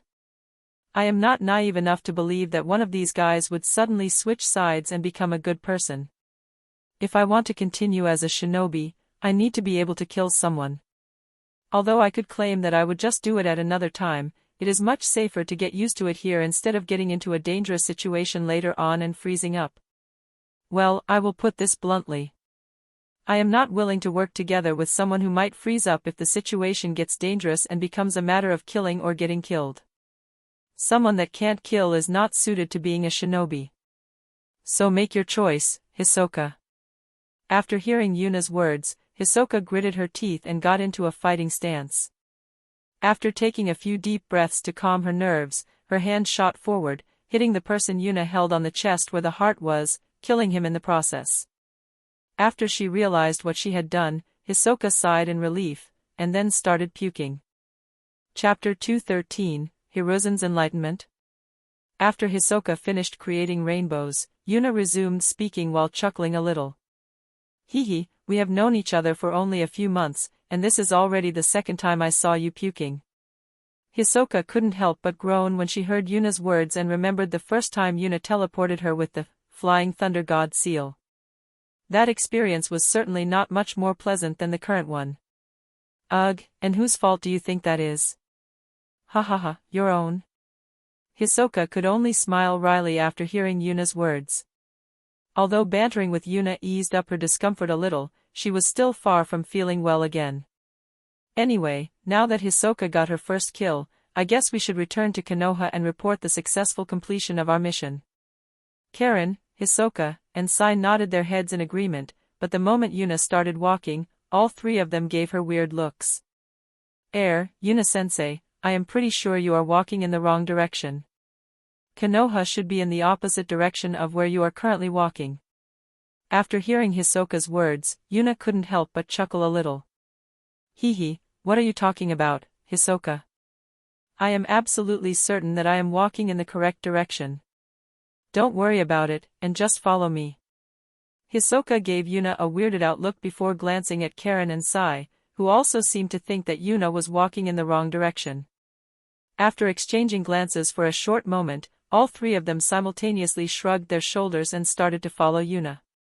Yuna was a full-fledged jonin, after all, so she should know what she was doing. Even if she was walking in the wrong direction, the trio was sure that she had a reason for doing so. Around a week later, Yuna and her genin team stood inside Tsunade's office to deliver the mission report. While Yuna had a relaxed smile on her face, Karen seemed to be rather haggard with a tired expression on her face, while Sai looked like he was about to fall over at any moment. Hisoka, on the other hand, looked like she had died a few days ago, while her body would start decomposing at any moment. Although her stamina was somewhat similar to Sai's, she had multiple opportunities to get used to killing while she was traveling with Yuna. In addition to physical exhaustion, she also received quite a bit of mental damage. Seeing the condition of Yuna's genin, Tsunade couldn't help but chuckle at their misfortune. Although Hisoka and Sai looked like they were in critical condition, Tsunade could quickly tell that they were only exhausted and would recover without much trouble. After reading the report about what had happened, Tsunade nodded in approval. Seems like you held back considerably this time, Yuna. Only 4 bandit camps and 1 missing nin. Hearing the word, missing nin, a shudder went through Hisoka's body. The moment they were about to engage him, Yuna suddenly got a cramp in her right foot, and had Karen, Hisoka, and Sai fight independently. She was pretty sure that she died multiple times during that fight, but somehow she survived it with only a few minor scratches. No matter how I look at it, Yuna must have done something, but every time I glanced at her during the fight, she was rolling around on the ground while acting like she was experiencing the greatest pain of her life. Wait a moment. Did Tsunade just claim that Yuna was holding back? That was holding back? What do her mission reports usually look like, and why is Tsunade completely fine with Yuna doing whatever she wants? Instead of Yuna answering Tsunade, Hiruzen, who was still lying on a couch inside the Hokage office, started speaking. Well, that's only natural. If Yuna didn't know how to pace herself while training others, Naruto and Hinata never would have reached their current level of strength. Well, considering his circumstances, Naruto might, but Hinata wouldn't have been able to endure it, no yes. Tsunade nodded in agreement when she heard Hiruzen's words, but Yuna couldn't help but look at him weirdly. Did you go through some weird form of enlightenment, old man? Hiruzen looked up from the book he was reading and tilted his head confused, when he heard Yuna's words. What do you mean, Yuna? After he said those words, his left hand that was supposed to be missing and was completely formed of earth chakra and moved like a normal hand as it delicately flipped to the next page in his book. I'm just lazing around and enjoying my retirement. Hiruzen's pipe, which was currently held afloat with wind chakra, moved towards Hiruzen's mouth while a minuscule amount of fire chakra reignited it. After taking a drag from his pipe, a satisfied expression appeared on Hiruzen's face, and he returned his attention to his book. Seeing the obscenely precise chakra control on display, Karen, Hisoka, and even Sai's eyeballs almost popped out of their heads, while Yuna had a wry smile on her face. Okay, I have no clue what happened to him, but it seems like he got some weird kind of enlightenment. Is that the true power of porn? Maybe you accidentally granted him your blessing? The blessing of the goddess of pervertness. No, I would have noticed that. Hey Kurama, Yuna, I have heard it multiple times by now, but what is porn? Enlightenment sounds like something good, so can I also get enlightenment by reading porn? Well, damn. Although neither Yuna or Kurama said anything else, both of them had the same thoughts simultaneously. It is time for Isabu to leave this body. So far, Yuna and Kurama managed to deflect most of the things that were happening, but it was getting harder and harder to do so, especially if someone like Karen was around for big chunks of the day. Well, don't worry about that for now, Isabu. Preparations should be completed to make you your own body by now, so you will be much more independent from now on. Yay, there are a lot of things I want to find out about. What things are we talking about here exactly? Hearing Isabu's words, Kurama immediately got a bad feeling, so he couldn't help but ask what Isabu wanted to find out about. Isabu's answer, however, didn't make him happy at all. Well, I want to find out about all these weird words I have never heard before. Bondage. Threesome. Masochist. Repepla. Okay, that's enough. Yuna heard the distress in Kurama's voice when he realized that it was already too late for Isabu, so she did what everyone in her situation would do. She pretended to be deaf. Chapter 214, Fox and Turtle. A few days passed since Yuna returned from her mission with her genins, and she, Hinata, and Enko were currently lazing around in their living room, while Naruto, Ino, and Haku were present as well. Ino and Haku both went through some changes after they started training inside Yuna's snowstorm. Haku's hair, which was previously pure black, now had a single strand of blue hair in it. This change was a side effect of increasing her understanding of Yuna's ice. Although this was by no means a permanent change, Haku decided to keep her hair like that to acknowledge Yuna's support in increasing her strength. Ino, on the other hand, didn't have any changes in her appearance at first glance, but as soon as someone met her eyes, they would realize that she had changed as well. They appeared to be much more profound and purer than they previously were, which was a side effect of increasing the strength of one's soul. All in all, both of them have significantly increased their strength over the last few months. After seeing the duo's improvements, Yuna nodded her head approvingly while simultaneously sighing in relief. Seems like they have more or less reached the limit of the training my snowstorm can provide. Haku has taken her first step towards getting a better understanding of my ice, which will be a good foundation for her own. For now, it would make more sense for her to start meditating about her ice instead of mine. Although she managed to build a good foundation inside my snowstorm, she has to find her own path forward at the end of the day instead of following mine. Ino, just like Haku, can no longer get much from the intent I left inside the snowstorm. This is not because the intent is too weak, but simply because she has become too used to fighting against it. Good, that means I no longer need the snowstorm and can use it to create a body for Isabu. Although it will be a bit harder to make it than Kurama's, since I never exchanged chakra with Isabu, it should work out somehow. Yes. I can't wait to be able to move around freely. Somehow, I don't think this is a good idea. What do you mean, Kurama? Haven't you been able to move around independently for quite a while now? Don't you want me to be free? Ugh, it's not like that, Isabu. Yuna couldn't help but chuckle a little when she heard Kurama struggling with explaining his reasoning to Isabu, but Yuna decided to help him out this time. Don't worry about it, Isabu. Kurama is just afraid that someone will try to kidnap you when you move around on your own. He is simply overprotective of his little brother. Little brother. Oi, Yuna, stop spouting nons. Oh. So that's how it is. Sorry for getting angry with you, big brother Kurama. I will be careful, so don't worry. Cough oh okay, it's fine then. Hehe, critical hit. While Yuna, Kurama, and Isabu were bantering with each other inside Yuna's mindscape, Ino asked Yuna a question. Well, you said you wanted to talk to Haku and me, Yuna. How can we help you? After hearing Ino's question, Yuna nodded her head and started talking. You two have been training inside my snowstorm for a few months now, and I don't think you can get much more from it. So, I would like to remove it and use it for something else. Alpha Thailand Body S. Ino and Haku casually nodded their heads in acknowledgement when they heard Yuna's words. Both of them indeed felt like the pace at which they advanced slowed down considerably in the last few weeks, so they didn't mind that Yuna wanted to remove the snowstorm. Well, it was not like they could do anything about it even if they still wanted to use it.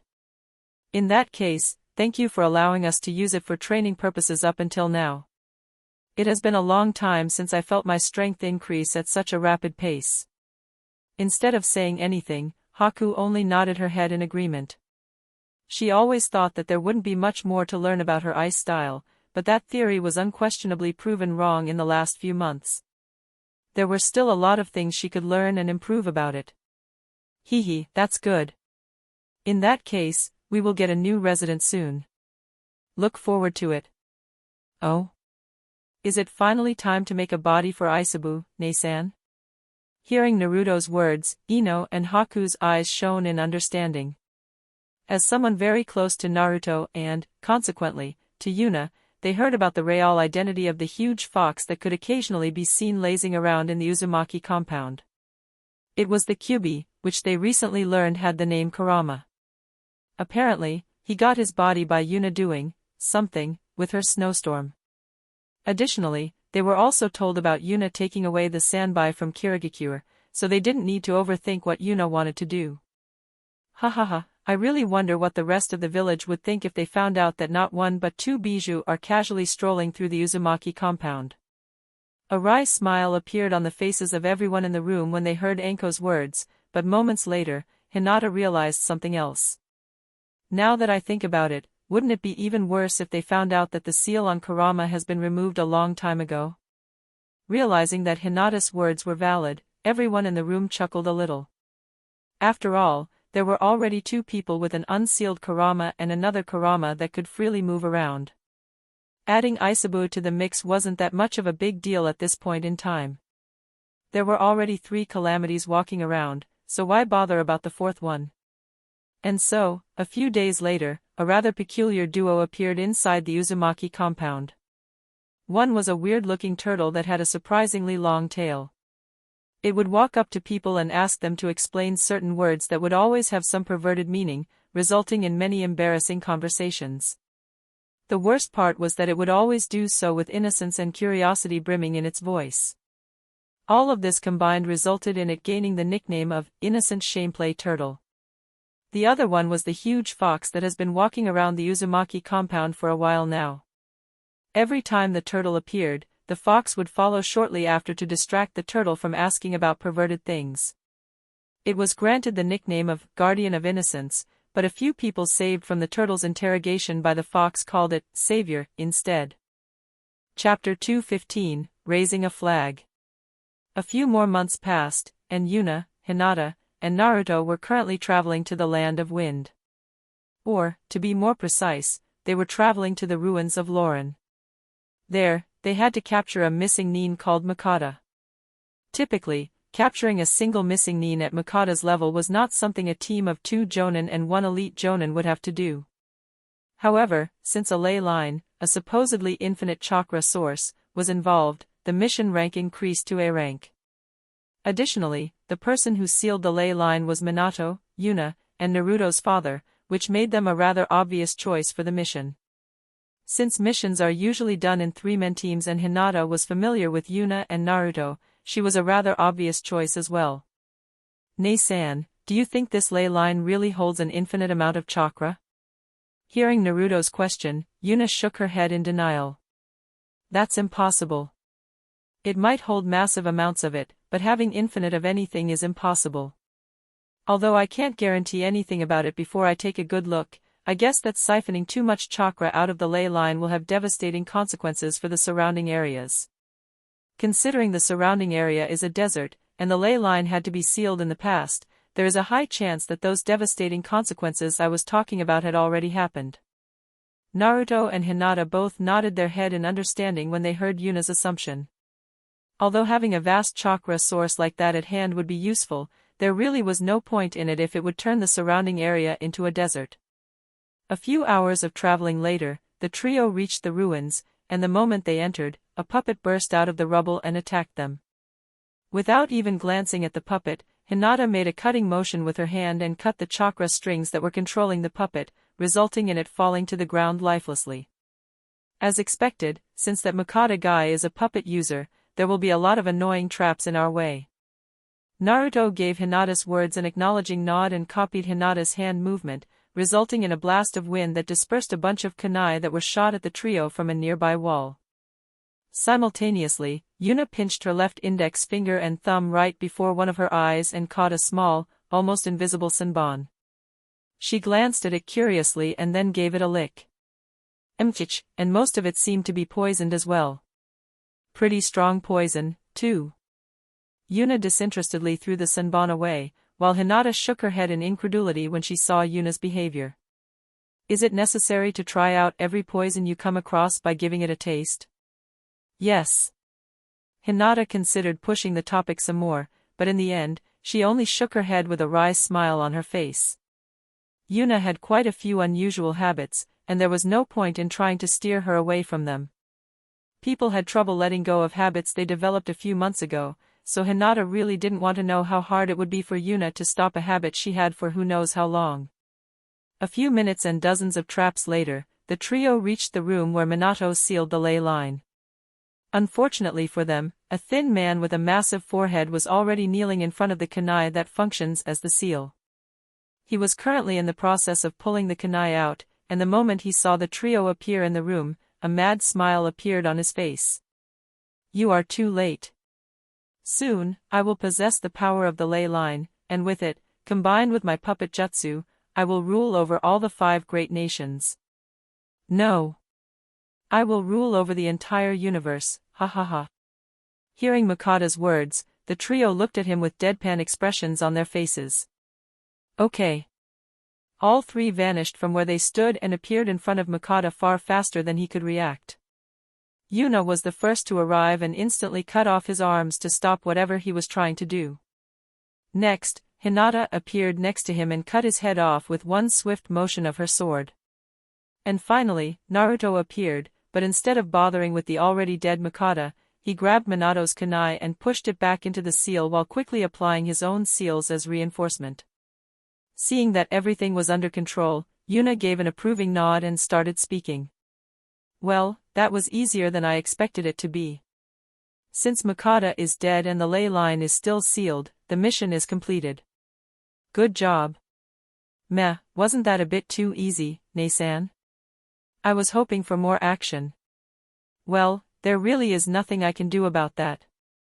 You should just be happy that everything worked out without any complications. Naruto shrugged his shoulder when he heard Yuna's words. True. I guess it is pretty nice to have a mission that doesn't turn into a complete mess for once. Crack. Crack. The trio heard a sound they didn't expect to hear and looked down simultaneously. A long tear had suddenly appeared in the blade of the kunai. Seeing this, Yuna and Hinata glared at Naruto, while Naruto had a wry smile on his face. Guess the material of the kunai weakened over the years and is now no longer able to hold the seal in place. Especially not after I reinforced it even further. That seems to be the case. Yuna immediately tried to use the Flying Thunder God seal to teleport the 3 away, but to her surprise, something was blocking her ability to teleport. Moments later, she realized that powerful spacetime fluctuations radiated out of the already damaged seal and prevented her from teleporting. Well, this sucks. Moments later, the kunai shattered, and a massive beam of light engulfed the trio. Just before all 3 of them vanished, Yuna managed to squeeze out one more sentence that caused the other 2 to smile wryly. Let the record show that I was not the one responsible for raising this flag. Chapter 216, Naruto meeting Naruto. A while later, Yuna found herself in a vast underground room with a wry smile on her face. Well, that was unexpected. Do you know what happened, Yuna? Not really. Considering the spacetime fluctuation I felt before that light engulfed us, we probably traveled not only through space but time as well. How weird, although I can still feel the Flying Thunder God seal I have on Hinata and Naruto, I can't teleport to them right now. Is it because we are in a different timeline, or is it simply because the connection got scrambled when we were transported? I hope it is the second case since the first one would make it rather annoying to find those 2. While Yuna was contemplating the current situation, the ceiling above her exploded, and a person fell through it, quickly followed by a bunch of puppets. Oh? It seems like I have already found Naru, too. Or not? That person feels similar, but there is no way Naruto's chakra control would be this sloppy. A short moment later, the person crashed into the ground, before hastily standing up to defend himself from the rain of kunai that was being shot at him by the puppets.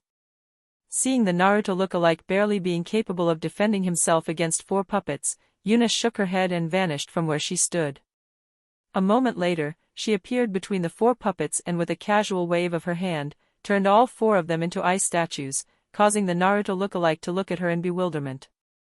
As soon as Yuna landed in front of him, he pointed the sword he was holding at her. "Who are you? What are you doing here?" Instead of answering, however, Yuna mustered the young man in front of her with interest, causing him to take a step back subconsciously. "You look and feel a lot like my younger brother Naruto." The moment he heard Yuna's words, his eyes widened in surprise, and he lowered his weapon, causing Yuna to raise her eyebrow in doubt. Isn't he a little bit too naive? Why did he lower his guards instantly? My name is also Naruto, you know. Seriously, that is why he lowered his guard so quickly? And that verbal tick. I can't be, right? Yuna sharpened her sense and took a closer look at the person in front of her, and moments later, she opened her eyes in surprise. Took you long enough to notice.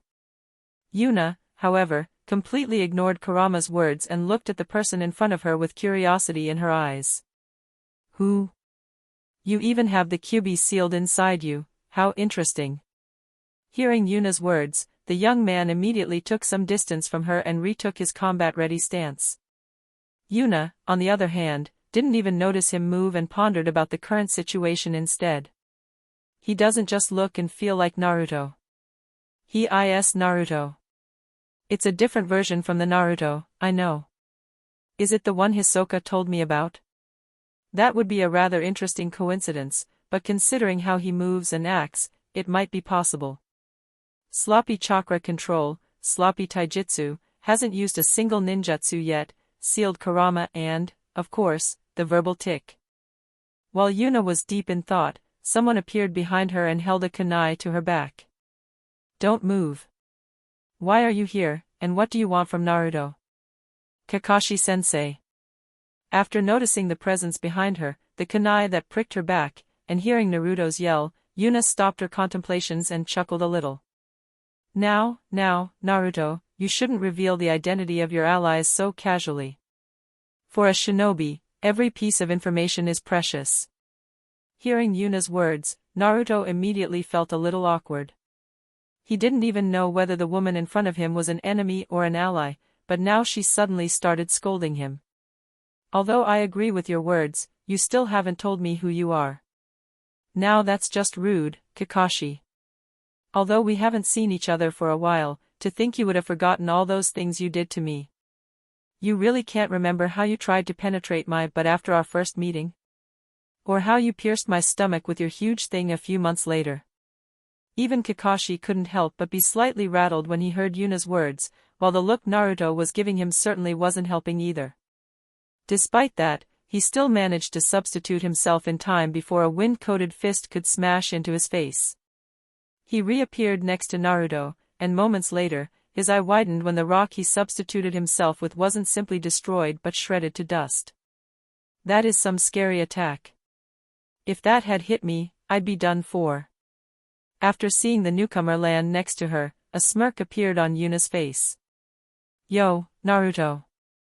It seems like you made it through.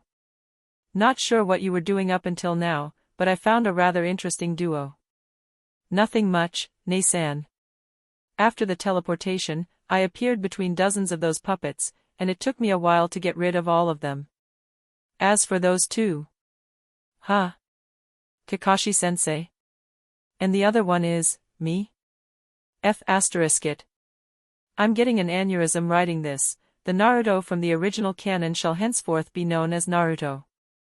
Seeing the perplexed look on Naruto's face, Yuna couldn't help but chuckle while Kakashi and Naruto looked at Naruto, completely dumbfounded. While Naruto had no idea what to make of the person looking almost exactly like him, Kakashi's mind was working in overdrive. He looks like a combination of Naruto and Minato-sensei. He mentioned teleportation just now. Are these two in the same situation as us? More importantly, both of them seem to know me and Naruto, and this other Naruto even said that Naruto was him. Now that I see those two standing next to each other, it reminds me of how Minato-sensei and Kushina looked together. Although I heard theories about it, is something like that really possible? A different timeline? Hearing Kakashi's words, Yuna nodded in approval. As expected of you, Kakashi, I came to the same conclusion. Hearing Yuna and Kakashi's words, Naruto's eyes widened in surprise. So it is like that. Since I analyzed Dad's sealing method, I know that he sealed the ley line by fixing time and space around it with his kunai as an anchor point. That means that we were transported to the date and location when the ley line was first sealed. Additionally, there must have been an additional interference due to the seal shattering instead of being removed normally, which resulted in us being sent to a completely different timeline in addition to being sent back in time. When Naruto finished his explanation, Yuna only nodded her head in agreement with Naruto's theory, while Kakashi and Naruto had a slightly different reaction. When Kakashi heard such a well-structured and complex analysis of the current situation from someone who looked and sounded almost exactly like the Naruto he knew, his jaw hit the ground so hard that it almost tunneled down to the center of the planet. He might look like Naruto, but he certainly is an entirely different person. Even if I ignore that ridiculous analysis I just heard, many things about him are different compared to the Naruto I know. First of all, that sneak attack on me was not something Naruto could ever pull off.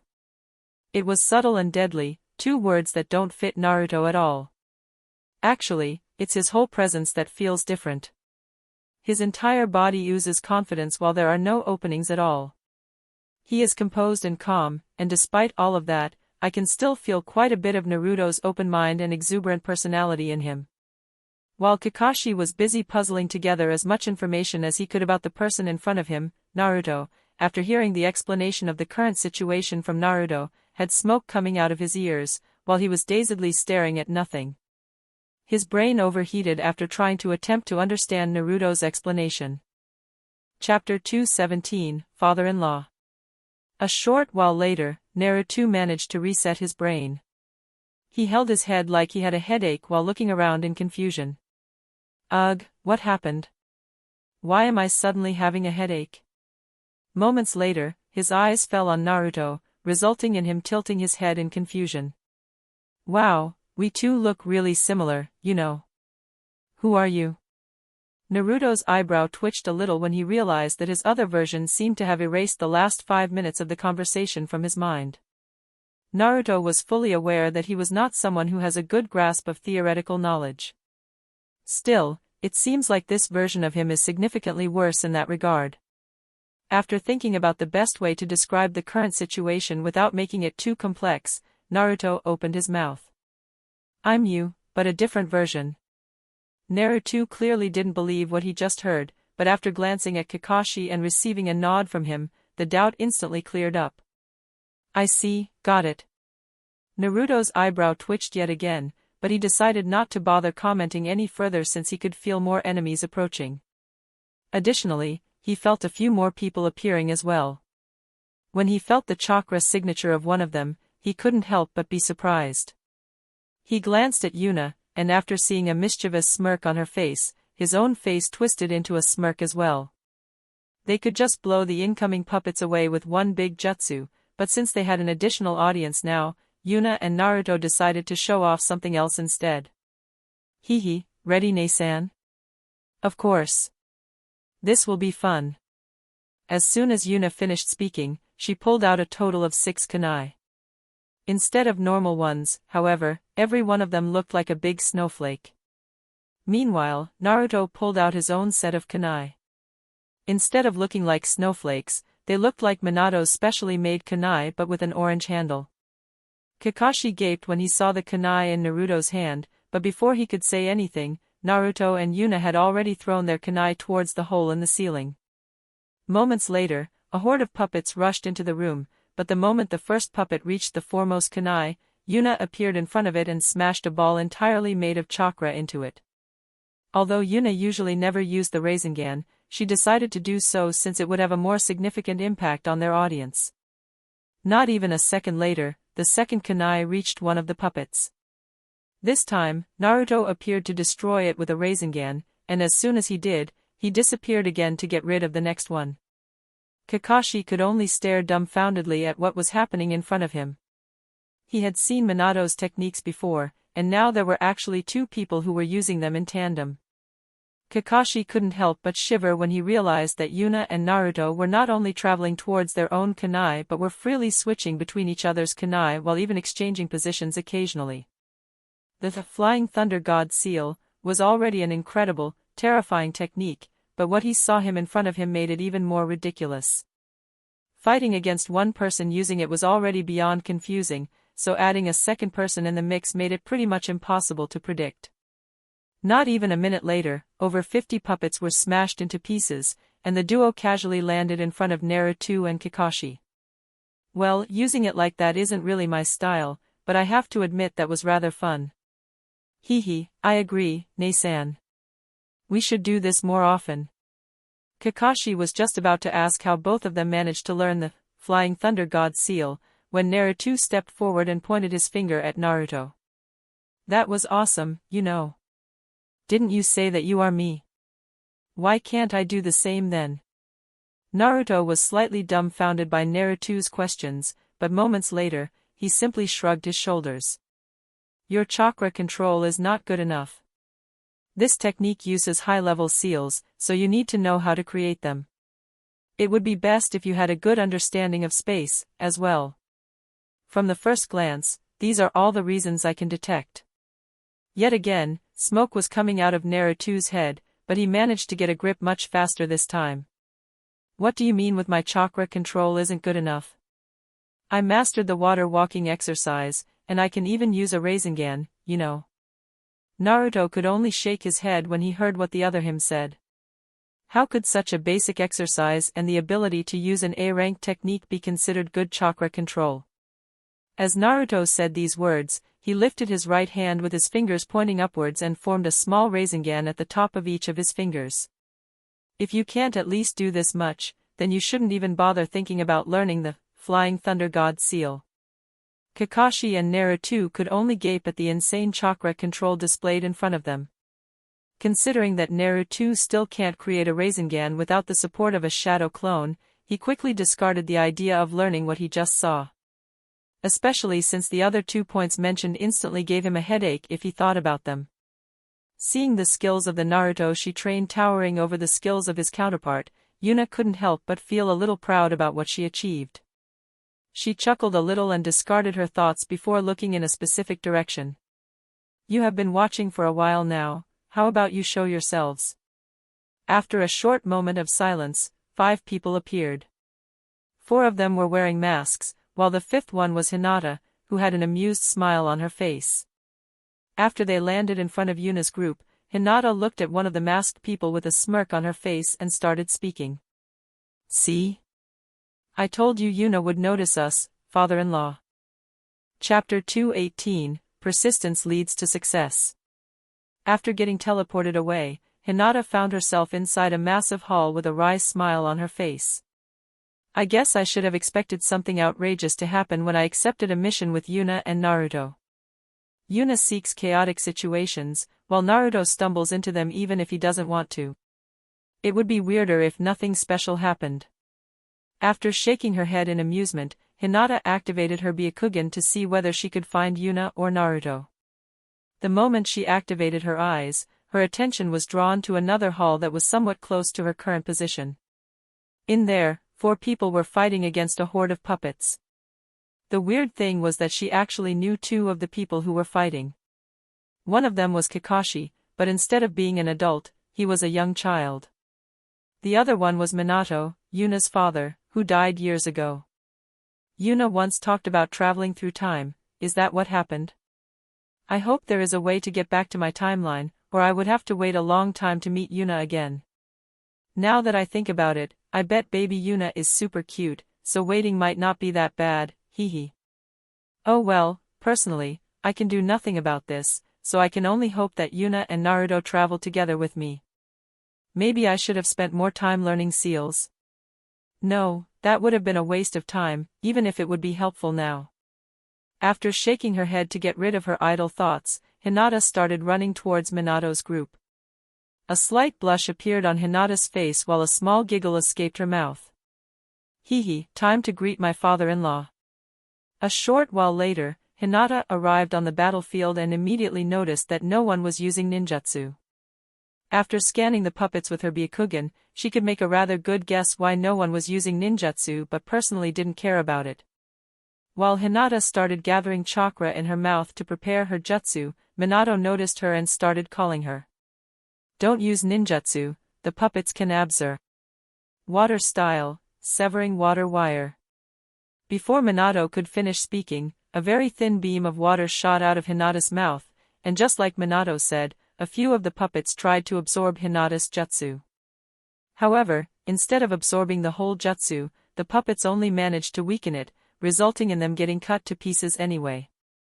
While Minato and his team were dumbfounded by Hinata's jutsu not being absorbed, Hinata scoffed at the bisected puppets. Although it wasn't as extreme as Yuna's ice, Hinata started getting more used to enhancing a jutsu with her understanding of water. The puppets couldn't absorb the chakra of her jutsu properly because her attack didn't just use chakra.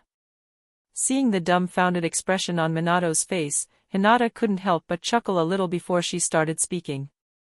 We can talk later, let's get rid of the remaining puppets first. Although Minato had many questions, especially why a Hyuga was using ninjutsu and was currently cutting apart her enemies with a sword, he agreed with Hinata's suggestion, so he started getting rid of the remaining puppets. A short while later, all the puppets were broken to pieces, and Minato was eyeing Hinata with suspicion. Although he would never say so openly, Minato didn't like the Hyuga clan. Since Hinata wasn't hiding her forehead, she should be someone from the main family as well. However, there was no way that the Hyuga clan wouldn't boast to everyone they could find if they had such a young and powerful shinobi in their ranks, so Minato, having never heard of her, was incredibly suspicious of her. Hinata saw Minato's suspicion, but she didn't mind. A slight smirk appeared on her face as she did a small bow towards Minato. Greetings, father-in-law. My name is Hinata. I currently have no last name, but it will become Uzumaki soon, hee. Minato almost faceplanted when Hinata called him father-in-law. He didn't even have a child yet, but somehow, someone appeared that claimed to be his daughter-in-law. Sensei, Kushina will get very angry when I tell her about this. Minato's face paled when he heard Kakashi's words, but before he could say anything, Hinata's face lit up. Oh? Is mother-in-law here as well? I would like to greet her, if possible. Yet again, Minato was dumbfounded. After all, what Hinata just said meant that she was together with the child of Kushina and him, which should be impossible. Yet again, Hinata couldn't help but laugh when she saw Minato's facial expression. Although she thought it would be fun to continue messing with him, she decided to reveal the secret for now. Sorry, it was rather amusing messing with you, so I couldn't help myself. The truth is that I am from the future and got transported here after one of your kunai broke due to a slight oversight. Minato, naturally, didn't believe her for even a second. So, you claim to come from the future? Can you prove that? After pondering Minato's words, Hinata shrugged her shoulders and lifted up her right hand. Moments later, a Rasengan formed on it. Although she had never used it before, she understood how it was created, so she could easily imitate the jutsu with her superior chakra control. Seeing the Rasengan appear on Hinata's hand, not only Minato's but the eyes of his whole group bulged. Although I admit that that was rather impressive, it still isn't enough to prove your outrageous claim of coming from the future. Hinata nodded in acknowledgement when she heard Minato's words, and moments later, she pulled out one of Yuna's special kunai. Here. This was created by your daughter. I think the seals on it should look somewhat familiar to you. Although Minato had some doubts about that, the moment he held the kunai in his hand his jaw dropped to the ground. This isn't just the Flying Thunder God seal, it is a heavily modified version of it. My own version already has multiple safety mechanisms in place, but this is even more insane. Even if you wanted to hurt yourself while using the technique, it probably wouldn't be possible. And what is this sealing style? Although it somewhat resembles what the Uzumaki clan used, there are clearly foreign elements in here as well. I can understand the parts that are based on the Uzumaki style, but I have no idea what I am supposed to do with the other parts. Minato shook his head and heaved a sigh before giving Hinata the kunai back. I believe your claim of coming from the future. That sealing formula on the kunai is too complex to be made just to trick me. When the rest of his team heard his words, they immediately wanted to ask him if he was genuinely sure about what he just said, but before they could do so, Minato lifted his hand to calm them down. Hinata, Ken Y. Daughter-in-law. Ken Y. Daughter-in-law. Asterisk psi star. Daughter-in-law, can you tell me the whole story about how you got here? Hearing Minato calling her daughter-in-law, a bright smile appeared on Hinata's face. Moments later, she started telling him about everything that has happened so far. Chapter 219, Meeting Up. After Minato accepted calling Hinata daughter-in-law, the group started traveling together. After talking for a while, Hinata found out that Minato and his team were here to gather information about someone called Anrokuzan, who is suspected of having killed the previous queen of this land and was supposedly raising an army. In exchange for the information about Minato's current mission, Hinata told him how exactly she got here and what task her group had before coming here. Minato was somewhat surprised when Hinata revealed that he was the one that sealed the ley line in the future. After hearing how the kunai that was sealing the ley line broke, he could make a pretty good guess how Hinata and her group got transported to a different time. He was just about to tell her his theory when Hinata, who still had her Byakugan activated, started speaking. I found them, they aren't far away from us and are about to collide with a group of about 50 puppets, huh? When Minato heard Hinata suddenly being surprised by something, his face immediately became severe. What happened? Did they get ambushed? Do they need support?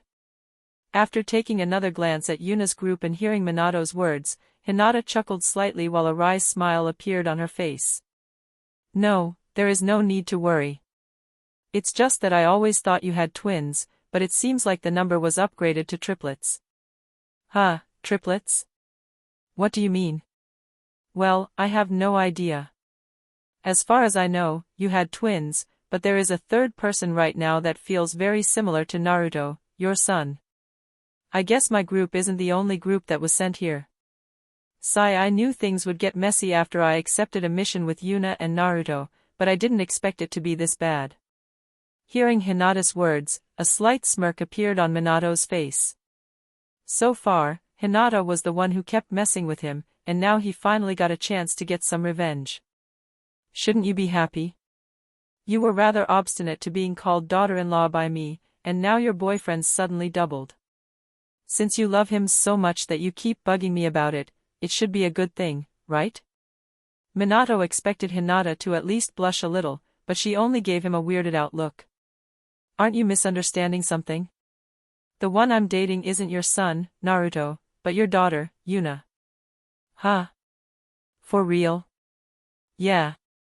Oh, by the way, Yuna wants to create a big harem, and there are already multiple members. What? That's outrageous. I'm so jello, ****. I mean outraged. Hinata couldn't help but facepalm when she heard Minato's words. She hoped that Minato could function at least as a small voice of reason for Yuna, but that obviously wouldn't work if Minato had that kind of attitude. Sensei, I'm gonna tell Kushina about what just happened. Yet again, Minato paled when he heard Kakashi's words. Kakashi, there is no reason to tell Kushina about this situation. How about I teach you a new jutsu when we get back to Konoha? Okay, I accept. Minato could feel his eyebrow twitch when he heard how easily Kakashi accepted his offer. Although he knew that Kakashi was blackmailing him, there really wasn't anything he could do about that right now. A short while later, the whole group arrived in the same hall where Yuna and her group were currently chatting with each other.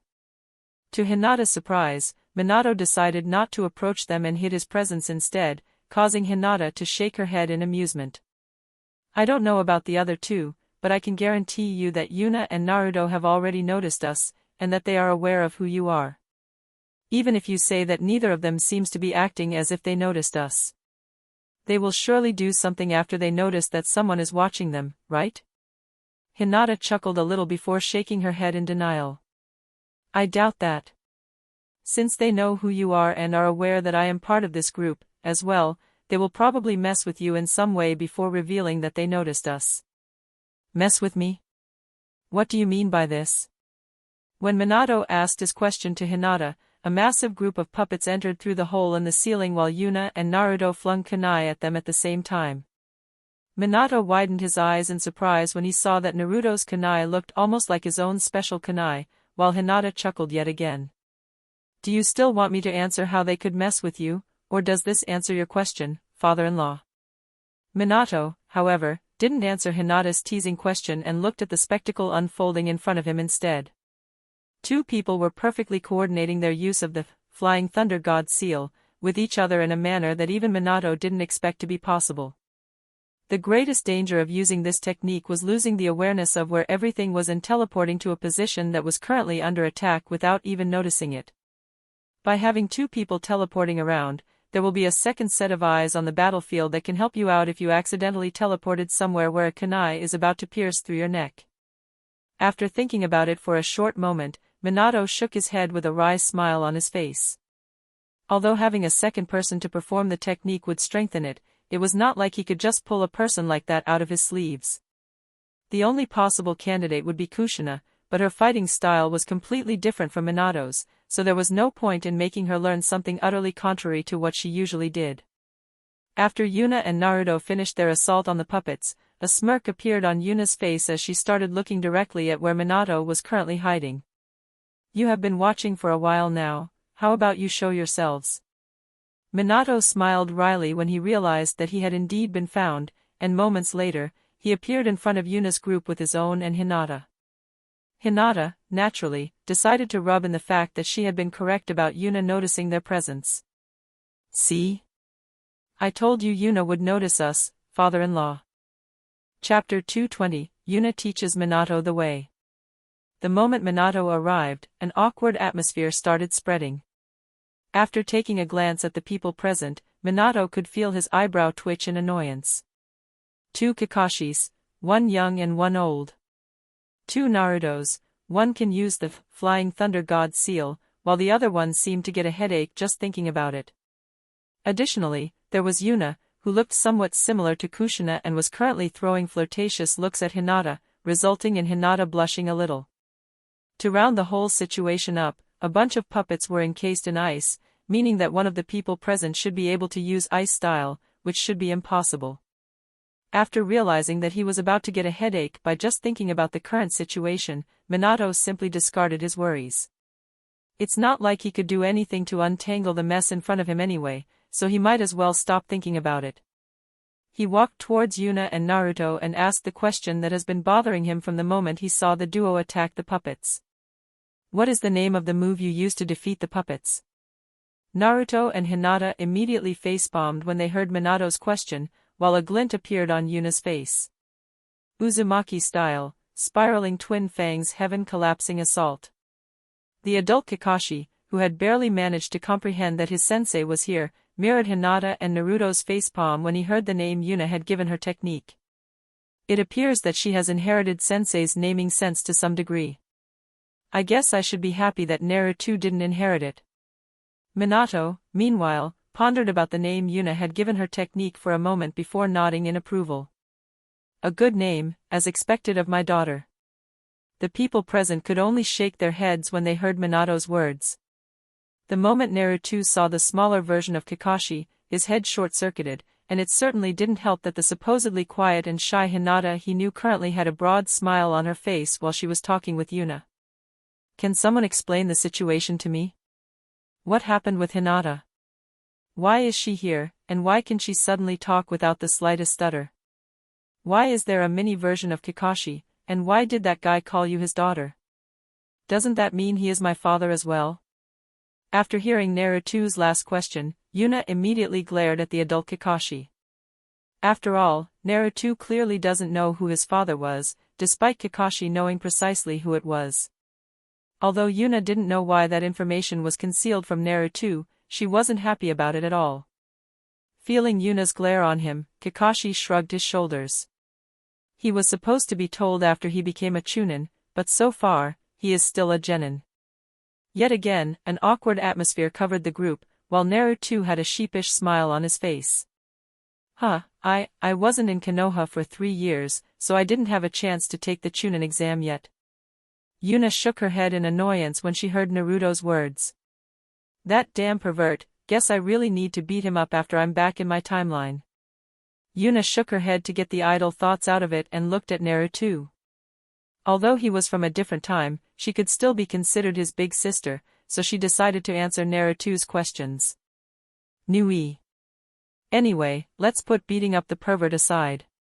The answers to your questions are the following: yes. I happened. Because I happened. Time travel. Because I could be considered as such. In the same sense as he is mine. Any questions? Ugh. I still have no clue what's going on, but I think you said that he is my father, right? Sure, if you want to interpret it that way. Seeing the happy smile on Naruto's face, Yuna only shrugged her shoulders. This is an entirely different timeline, so the Minato in front of us could be a completely different version from the one we know. Frankly, I don't consider him to be my father, but if it makes Naruto happy, I guess it doesn't matter. While Naruto had an emotional reunion with Minato, who felt that the situation was beyond weird but didn't have the heart to reject Naruto, Yuna walked towards the adult Kakashi with a mischievous glint in her eyes. Let's see how similar the timelines are. Kakashi instinctively took a step back when he saw Yuna approaching him. He wasn't sure why, but he somehow had a bad feeling about whatever Yuna wanted to do. However, a short moment later, Yuna pulled out a small book, and the ominous feeling vanished instantly. He didn't know why, but his instincts were screaming at him to get that book. Gulp W. What kind of book is that? Seeing Kakashi's reaction, a smirk appeared on Yuna's face. I think we both know what kind of book this is, don't we? Are you interested in wares from a different timeline? I even got 2 more of these bad boys with me. I want them. What do you want in return? Has Jiraiya released a new book in recent years? Kakashi's one visible eye shone in understanding, and a small giggle escaped his mouth when he heard Yuna's question. I see. I guess I am not the only one who wants books from another timeline, Kakashi was just about to nod in acknowledgement when powerful killing intent flooded over the group. Yuna, why do you want a book like that? The owner of that killing intent was Hinata, who was currently leaking a dark aura while looking at Yuna. Yuna, meanwhile, was utterly indifferent to Hinata's killing intent and just shrugged her shoulders. Isn't that obvious? I wanted to mess with Jiraiya. Are you sure you don't want to read it, Yuna? Although Hinata's killing intent was reduced after Yuna's answer, Hinata was still glaring at her. Although she knew that she was being somewhat irrational right now, she still didn't want Yuna to read Jiraiya's book. Considering how Jiraiya did his research, Hinata really didn't want Yuna to have anything to do with him. A slight smirk appeared on Yuna's face, and Hinata immediately paled a little.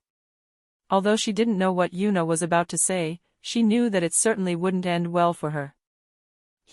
How about we read it together? Just you and me. We can even act out the important scenes if you want. When Hinata heard Yuna's words, she immediately started blushing while her glare at Yuna intensified, making her look rather cute in Yuna's eyes. While everyone was averting their eyes from the pink atmosphere, Minato took out a small notebook and started scribbling on it with lightning speed. The first words he wrote were, "How to calm down your furious girlfriend after she finds your adult material." Chapter 221, Corruption of Another Timeline. A short while later, Yuna and Kakashi both stowed away a few small books with satisfied expressions on their faces. While trading with Kakashi, Yuna noticed that someone was looking at Kakashi and her in annoyance, and after glancing around for a moment, she saw the small Kakashi glaring at her. A smirk appeared on Yuna's face as she approached him and squatted in front of him. Another small book appeared in Yuna's hand, which she immediately dangled in front of Kakashi's eyes. How about it? Want to give it a try as well? The small Kakashi only scoffed at Yuna's offer without changing his facial expressions at all. I have no interest in dirty books like that. Oh? Is that so? Considering how your future version acts, I somewhat doubt that. How about just giving it a try? No, I am not a pervert like him. Hearing the words of his younger version, Kakashi shook his head with pity in his eyes. How pitiful, young me. You are simply too young and naive to understand true art. When was it that I started understanding true art for the first time? It should be a few more years for my younger version until he does so as well. Ah, how pitiful. While Kakashi was lamenting his younger version's cruel fate, a mischievous smirk appeared on Yuna's face. Hee, why not give it a little try? What's the worst that could happen? There is no way your will is weak enough to become addicted just after reading a few pages, right? I see, so you have started sinking your claws into different timelines as well. As expected of you, no one can escape your corruption. I mean, Kakashi is already a lost cause anyway, so I think he shouldn't count. Wasn't it you that said that Minato could be a completely different person because we are in another timeline? Shouldn't that apply to Kakashi as well? Oops. Well, in my defense, just look at how the young Kakashi acts like a mature, stoic adult. Isn't that really cute? How could I possibly not want to corrupt him after seeing that? Whatever. While Yuna was bantering with Kurama, a sliver of hesitation appeared on the young Kakashi's face. Yuna, naturally, saw that, which caused her smile to intensify. Come on. Give it a try. All the cool kids read stuff like that. Oh wow, really? The old, all the cool kids do it, line? That's pretty much the oldest trick in the book. That might be the case, but that is because it still works perfectly fine on young people. And just like Yuna said, the indifference in Kakashi's eyes was shaken yet again when he heard Yuna's words. Yuna was just about to give him another push when a hand smacked the back of her head. Smack. Yuna, could you refrain from corrupting young children with your behavior? At first, a frown appeared on Yuna's face, but after seeing that the person who smacked the back of her head was Hinata, it quickly changed into a smirk. When Hinata saw Yuna's facial expression, she got a bad feeling, yet again, but before she could say anything, Yuna resumed speaking. No worries, Hinata. I will make that our future children will not be influenced by stuff like that. An image of a smaller version of Yuna that had her hair color popped up into Hinata's mind and immediately caused a crimson blush and a sloppy smile to appear on her face. Our children, just how cute will they be? Yet again, a small notebook appeared in Minato's hand and he started furiously scribbling on it while murmuring to himself. I see. If Kushina is angry at me, I usually apologize, but to think there was a solution like that as well. Kushina is rather shy when it comes to stuff like that, so this might actually work. A few minutes later, the whole group started moving together, and Minato's eyebrow immediately started twitching when he felt the current atmosphere. Instead of an A-rank mission, it felt like he was currently on a sightseeing tour or a similar leisure activity. Yuna and Hinata were currently walking side by side while Hinata leaned into Yuna with a happy smile and a light blush on her face. A pink atmosphere was surrounding the duo, and they were clearly flirting with each other. The adult Kakashi had one hand in his pockets while the other one was holding a book in front of his face. The way he walked looked incredibly sloppy, and he would occasionally giggle in a perverted manner. The child Kakashi, somehow, managed to get his hands on a similar-looking book as well. Unlike the adult Kakashi, who Minato could tell was still paying attention to his surroundings, he was completely lost in the book he was holding and would occasionally even trip over some pebbles. Minato had no idea how Yuna managed to slip him that book, but she somehow managed to do so despite flirting with Hinata the whole time.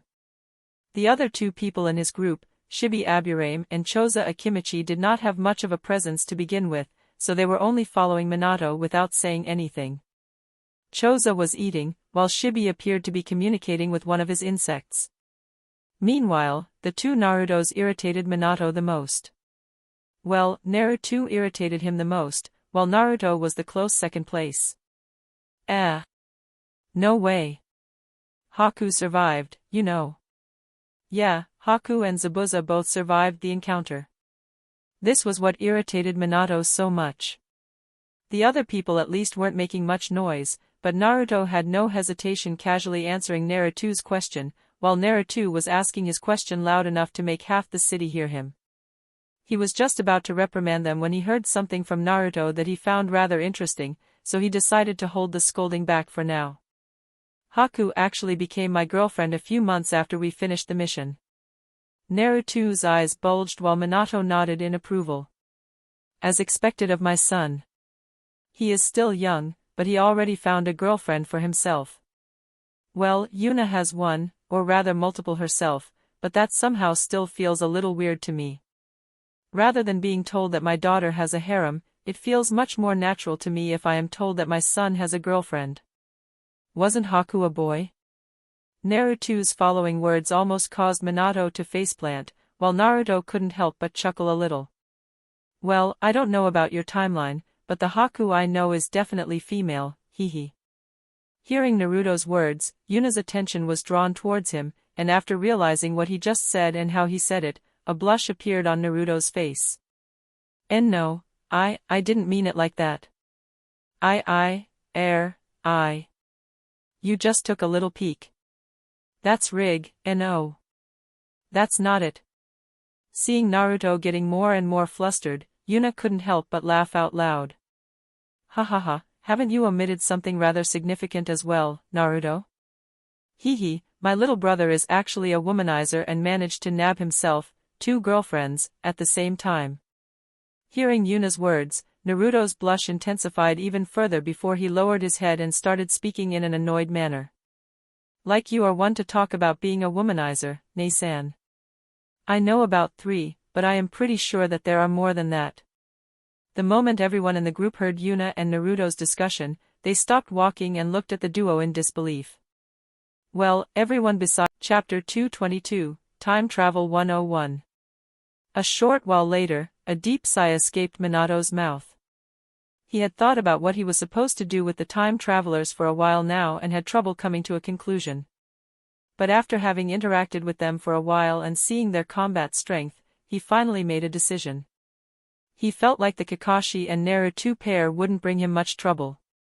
Naruto would be easy to fool, while Kakashi might be hard to fool but probably wouldn't mind pretending. Yuna, Hinata, and Naruto, however, were completely different stories. All 3 of them were strong and held themselves with confidence. Additionally, all 3 of them pretty much instantly understood that time travel was somehow involved in their meeting with him. He didn't know the consequences of people from different time periods meeting, but he didn't think it was something good. If it were just Kakashi and Naruto, he would just pretend to be a normal Konoha shinobi on a mission, but with the trio revealing his identity, that was no longer possible. Another critical factor was that Yuna clearly enjoyed creating chaotic situations. Minato only got to know her for a short time, but she already succeeded in multiple cases where she tried to mess with other people. Worst of all, he couldn't get a read on her at all. Every shinobi who has reached a certain level of strength is skilled at reading body language while at the same time concealing their own, but he couldn't get anything out of Yuna. Even Kakashi, who appeared to be his age or even older, couldn't wholly conceal his body language from him, so he was naturally on guard against someone who didn't appear to be above the age of 15. As if she could hear his thoughts, a smirk appeared on Yuna's face as her eyes met Minato's. Oh? It seems like you have finally decided to show some of your cards. About time. The moment Yuna's deep, purple eyes met Minato's, a shiver went through his whole body. Dangerous. Incredibly dangerous. Those are not the eyes of a young shinobi. The moment Yuna's words left her mouth, Hinata and Naruto's eyes zeroed in on Minato like they were just waiting for this to happen. Yet again, Minato's eyes widened in surprise as he made another discovery. They were waiting for this? How did they know about that? Did Yuna figure it out somehow? Even if that was the case, how did she inform the other 2? Seeing Minato getting more and more agitated, a wide smile appeared on Yuna's face. To her, there were very few things more enjoyable than messing with stoic people who lost their composure, after all. After taking a good look at Minato's current condition, his current state of mind, and his body language, Yuna could more or less guess his current thoughts. A calm, calculating smile appeared on Yuna's face, like everything that happened so far was exactly like she predicted it to be. Yes, I figured out that you knew more about the current situation the moment I met you. Seeing the expression of surprise and terror on Minato's face, Yuna did an internal fist pump due to correctly guessing his thoughts. Hee, gotcha. After Minato saw Yuna's calm expression twist into a smirk, he could only groan in annoyance. *Ugh*, she actually tricked me. Damn it. Whatever, since I wanted to tell them what I know anyway, it doesn't really matter. *Sigh*, anyway, I might as well tell you what I know about the current situation.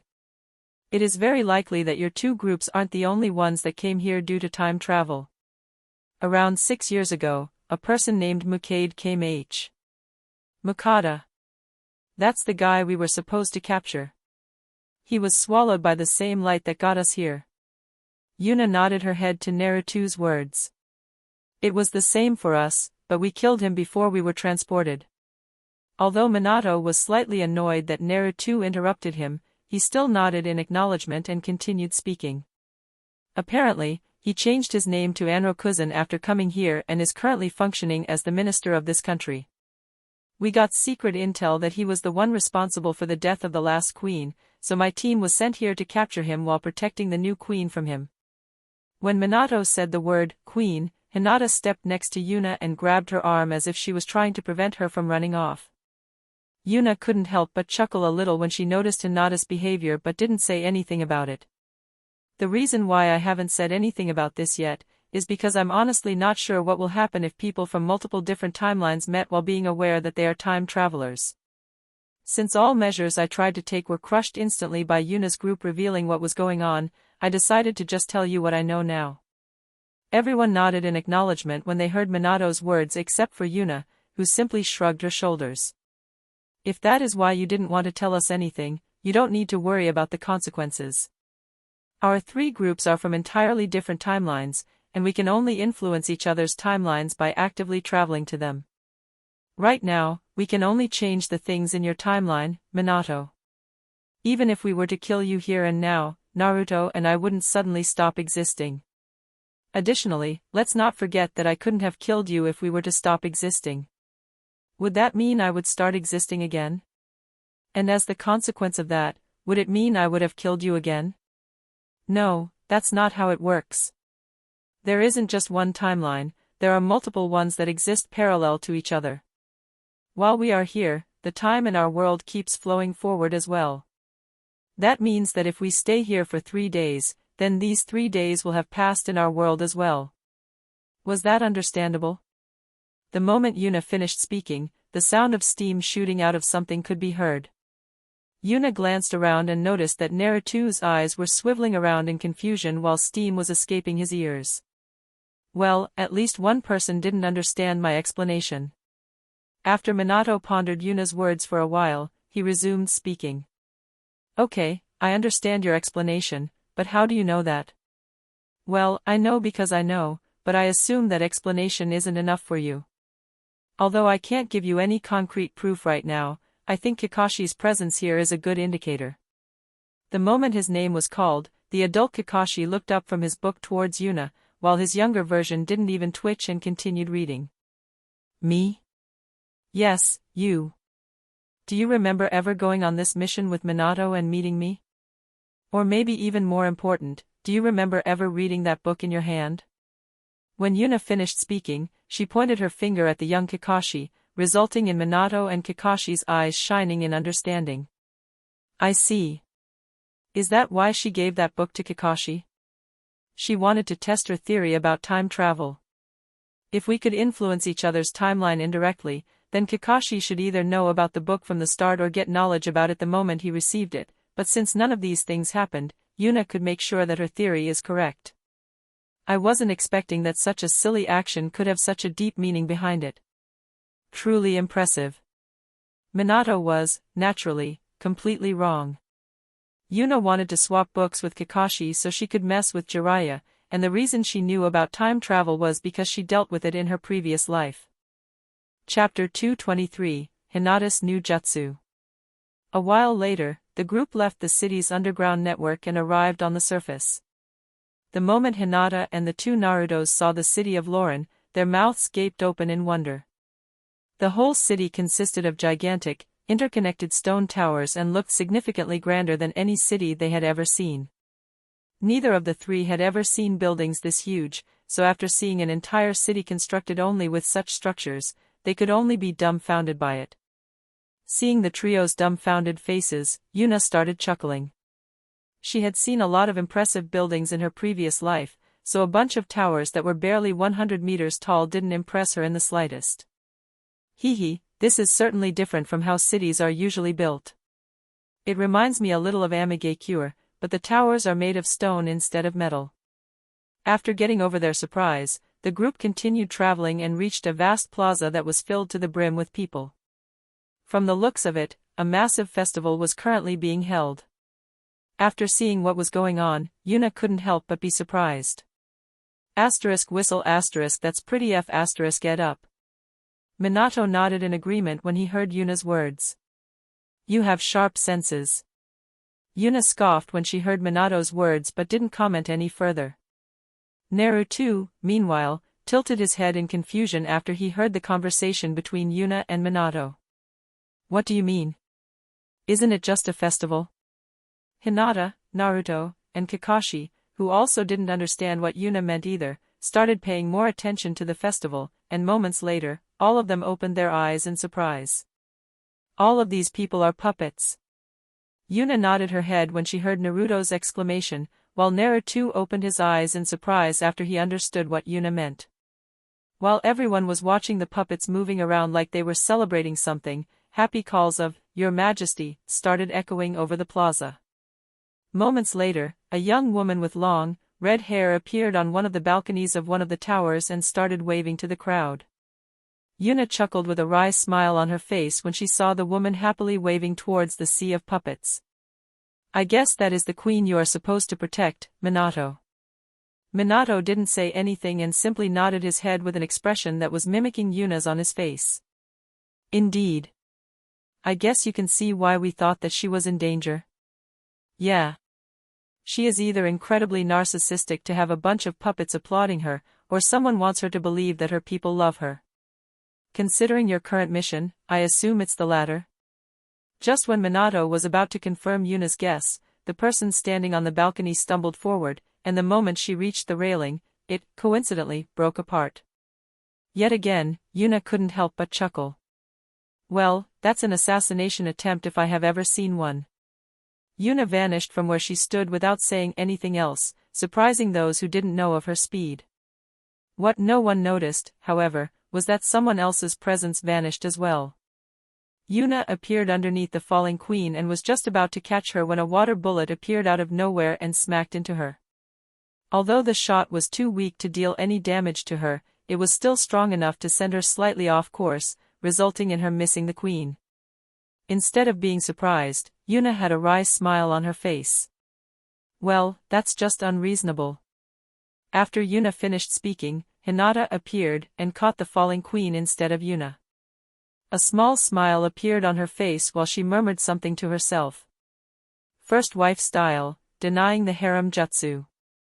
On the way down, Hinata jumped from wall to wall so the person she caught wouldn't feel any discomfort from the landing, and moments later, the rest of the group landed next to her with weird expressions on their faces. The first to speak was Minato. I would like to ask you why you shot a water jutsu at Yuna. It was relatively weak, so it only pushed her away, but I would still like to know why.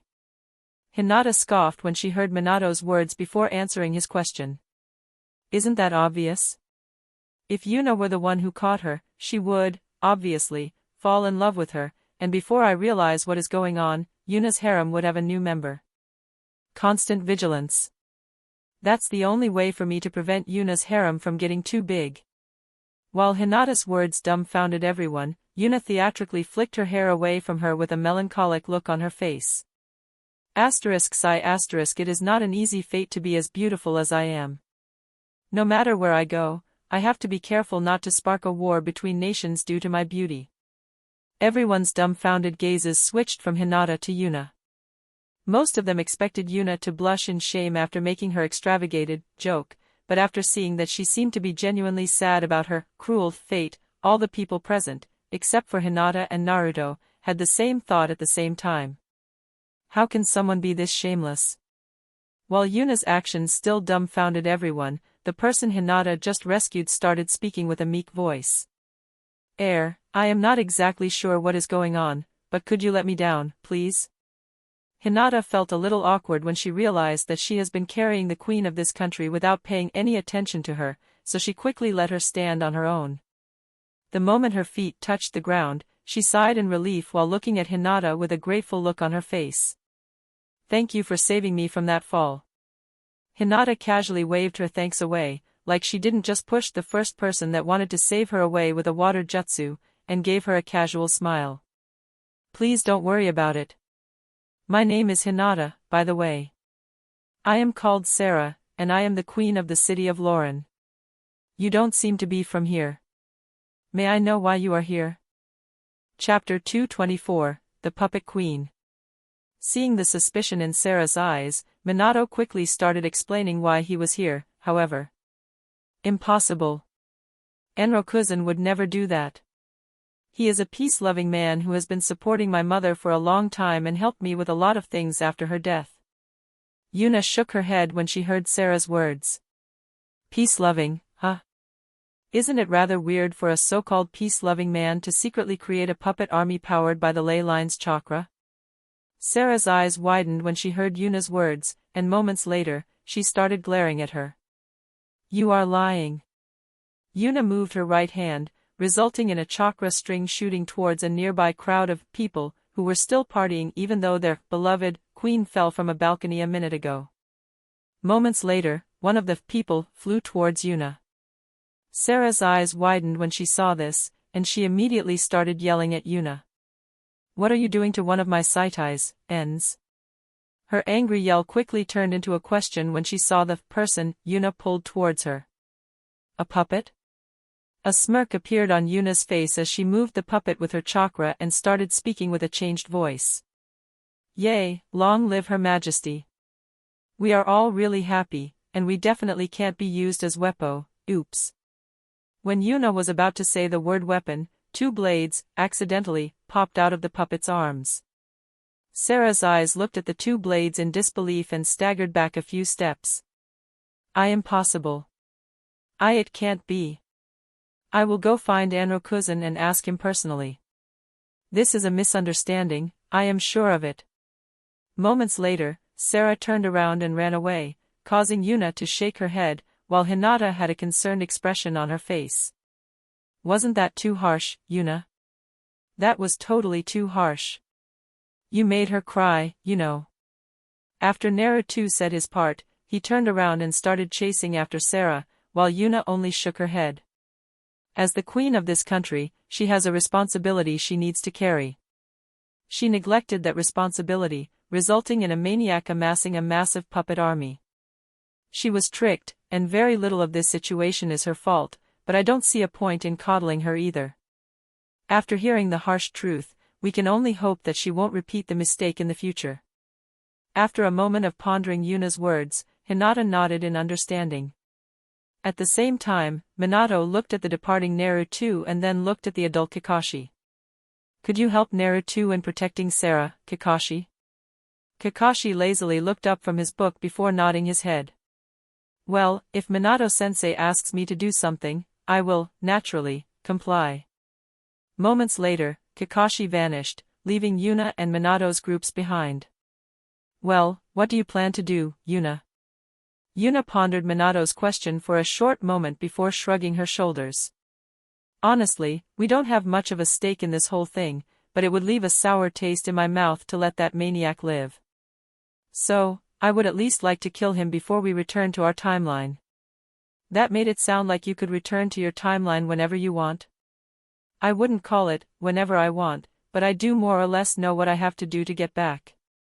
I have multiple, Flying Thunder God Seal, in my timeline, so I only have to modify the jutsu to incorporate not just space travel but time travel as well. Although Minato wasn't sure why Yuna acted like her solution was something easily done, he decided not to bother with it. I see. Then thanks for the support, I guess. No big deal. Well, shall we go? We have a minister to assassinate. Minato cringed a little when he heard Yuna's words. Although they were really here to get rid of Anrokuzan, the minister of Lauren, the way Yuna said it sounded incredibly wrong. They were just about to begin searching for Anrokuzan when another deafening applause was started on the nearby plaza. Yuna glanced at the plaza and could only smile wryly at what she saw. Wow, now things are getting seriously tasteless. What is that guy even thinking? A few moments ago, another person appeared on the balcony where Sarah fell from a while ago. The person looked somewhat similar to Sarah, but it became rather evident that it was just a puppet after giving it a proper glance. I really wonder what Anrokuzan wants to achieve by having his puppets applauding another puppet. Minato glanced at the spectacle as well before shaking his head. Who knows? Maybe he wants to provoke us with this, so we reveal our position? Yuna shrugged her shoulders and quickly lost interest in whatever Anrokuzan was planning. Our version of him was just a small fry, so I doubt that this version could plan anything that something sharp in his head couldn't solve. Well, he had about 6 years to play with the ley line, so I wouldn't dismiss him so quickly. When Kurama finished speaking, Yuna felt a strong chakra pulse, and moments later, many of the puppets in the plaza fell down due to losing their support from the ley line. At the same time, a more significant part of the group continued unhindered, indicating that the ley line got only partially sealed. Did you say anything, Kurama? No. Yuna saw the slightly annoyed expression on Minato's face and chuckled a little. Well, seems like, protect Sarah, somehow became, infiltrate the enemy's base and start the process of sealing the ley line. Minato sighed in annoyance before a severe expression appeared on his face. Well, let's hurry. Who knows in what kind of danger they are in. Minato was just about to jump away when Yuna grabbed his arm and stopped him. Before Minato could ask what Yuna was doing, a slight smirk appeared on Yuna's face. Hehe, why would we walk when we can just teleport? Teleport? I didn't notice you giving either Kakashi or Naruto SE. The books. A mischievous smile appeared on Yuna's face, while Minato's eyes widened in shock. Just how many layers of schemes did she put in such a seemingly trivial exchange? Incredible. Yet again, Minato was utterly wrong. Although Yuna really slipped a seal on the group, it was on Sarah instead of Kakashi's books. Yuna sneaked it onto her while she was distracting everyone with her puppet play. Or, to be more precise, it was when the blades of the puppet accidentally popped out. Well, let's see if Anrokuzan has anything worthwhile in store for us. Minato nodded his head, and moments later, the whole group teleported away. Chapter 225, Who are you and what have you done with Yuna? Moments later, Yuna and Minato's groups appeared next to Sarah. As soon as they appeared, Naruto lifted his hand and blocked a fist that was about to hit him in the face. Please calm down, Kakashi-sensei. It's just us. Kakashi laughed awkwardly and quickly withdrew his fist. He was currently protecting Sarah from a horde of puppets, so when he suddenly felt someone appear behind him, he immediately attacked. Sorry about that. Yeah, no worries. While Kakashi was trying to get rid of the awkward atmosphere, Yuna's eyes quickly scanned the room they were currently in to understand the situation. First, Yuna's gaze landed on Naruto, who was currently trapped inside a weird-looking puppet but was blasting Kurama's chakra, so it was only a question of time before he got out on his own. After confirming that Naruto was fine, Yuna scanned the puppets that were currently surrounding them, but she lost interest in them relatively fast since none of them were anything special. Lastly, her eyes landed on the only unknown person in the room. He looked a little like a fat version of Mukade she had seen previously and was currently so busy monologuing that he didn't even notice that more people appeared. Yuna assumed that this person was Mukade or, as he calls himself now, Anrokuzan. Hinata, Anrokuzan. Naruto, puppets. I'll help Naruto. Yes. Without exchanging any other words, Hinata coated herself in chakra, resulting in her presence becoming so thin that even the people standing next to her had trouble finding her location. After doing a silent leap, she completely vanished from everyone's perception. Naruto took a less subtle approach, as his whole body became coated with wind chakra. He didn't even bother using any techniques and simply rushed through the sea of puppets surrounding them, grinding everything his wind armor came in contact with into shreds. Meanwhile, Yuna ran through the chasm in the puppets that Naruto just created and arrived in front of the huge puppet that was trapping Naruto. Although she noticed that he would free himself soon, Yuna decided to help him out a little since there weren't enough threats around to keep herself busy anyway. Yuna coated her right hand in ice and smashed it into the puppet, resulting in it being broken to pieces and Naruto safely landing next to her, while giving the ice that was coating her hand a weird look.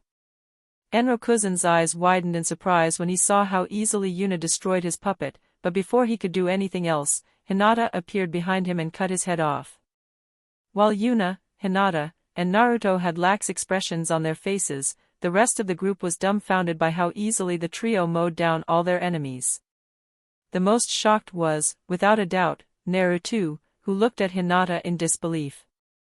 It was rather apparent that this Hinata was very different from the one he knew when he first met her, but now the contrast became significantly more jarring. Rather than a shy young woman, she was a seasoned shinobi that didn't shy away from going for the kill. NOES. After seeing how used to combat Hinata was, a question appeared in his mind. He thought about asking the question for a while and then simply shrugged his shoulders while looking at Yuna. Just out of curiosity, what shinobi rank are you 3? He didn't think about it too much when he met the trio for the first time, but they were here on their own, which meant that one of them might have already become a jonin. Yuna gave Naruto a weird look for asking such a random question but answered it anyway. Naruto and Hinata are jonin, while I am an elite jonin. Naruto's jaw hit the ground when he heard what Yuna just said. Due to Naruto's current height, Naruto was pretty sure that he was older than him, but despite that, his other self and Hinata already reached the level of jonin, while Yuna even became an elite jonin. Even Naruto knew how abnormal it was for someone as young as Yuna to become an elite jonin. Elite jonin were the support pillars of every shinobi village, and the amount a village has was usually directly correlated with the strength of a village. The other people in the room were even more shocked than Naruto, simply because they knew exactly what it took to become an elite jonin. Just being strong was far from enough to reach that rank. Personal combat strength, auxiliary skills like infiltration and gathering information, reliability, intelligence, and the trust the village had in you. All of these factors and more were important if someone wanted to become an elite jonin, and for Yuna to fulfill all of the necessary criteria at such a young age was beyond abnormal. If Yuna told them that she wasn't even aiming for the promotion, they would probably cough out some blood in anger. She was simply doing some missions that she deemed interesting, and Tsunade simply promoted her one day. While the mood in the room was turning weird, Yuna noticed some movement behind her, and moments later, she widened her eyes in surprise while pushing Naruto out of the way. Boom! The hand of the puppet she had destroyed a short while ago started moving on its own and crashed onto Yuna. Ha ha ha, you didn't really think you could kill me this easily, did you? I am invincible, and my power is endless. The smaller puppets Naruto previously destroyed started flying towards Enrokuzen's corpse while the bigger one Yuna destroyed did the same except for the hand that landed on Yuna. All the parts piled up, forming a small mountain, and moments later, a giant puppet that looked like a massive beetle with a bizarre human-like head burst out. And now, all of you will die. Seeing that Yuna was still trapped under the puppet's hand and that the hand wouldn't budge, Naruto started panicking. Quickly, someone help me. Yuna is still trapped under here, you know. Naruto nodded his head and appeared next to Naruto, but instead of helping him move the hand, he picked him up and jumped away. Hey! What are you doing? Isn't she your sister? Don't you want to help her, you know? Naruto chuckled a little when he heard Naruto's outburst. Calm down, there is no way something this insignificant could harm her.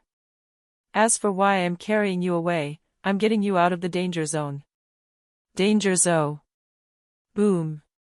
The hand that was trapping Yuna was shredded to pieces by massive icicles that rose from the ground, while overbearing battle intent flooded the room, causing everyone who didn't know Yuna to stiffen. Moments later, Yuna walked out of her newly created icicle field with a face-splitting grin on her face.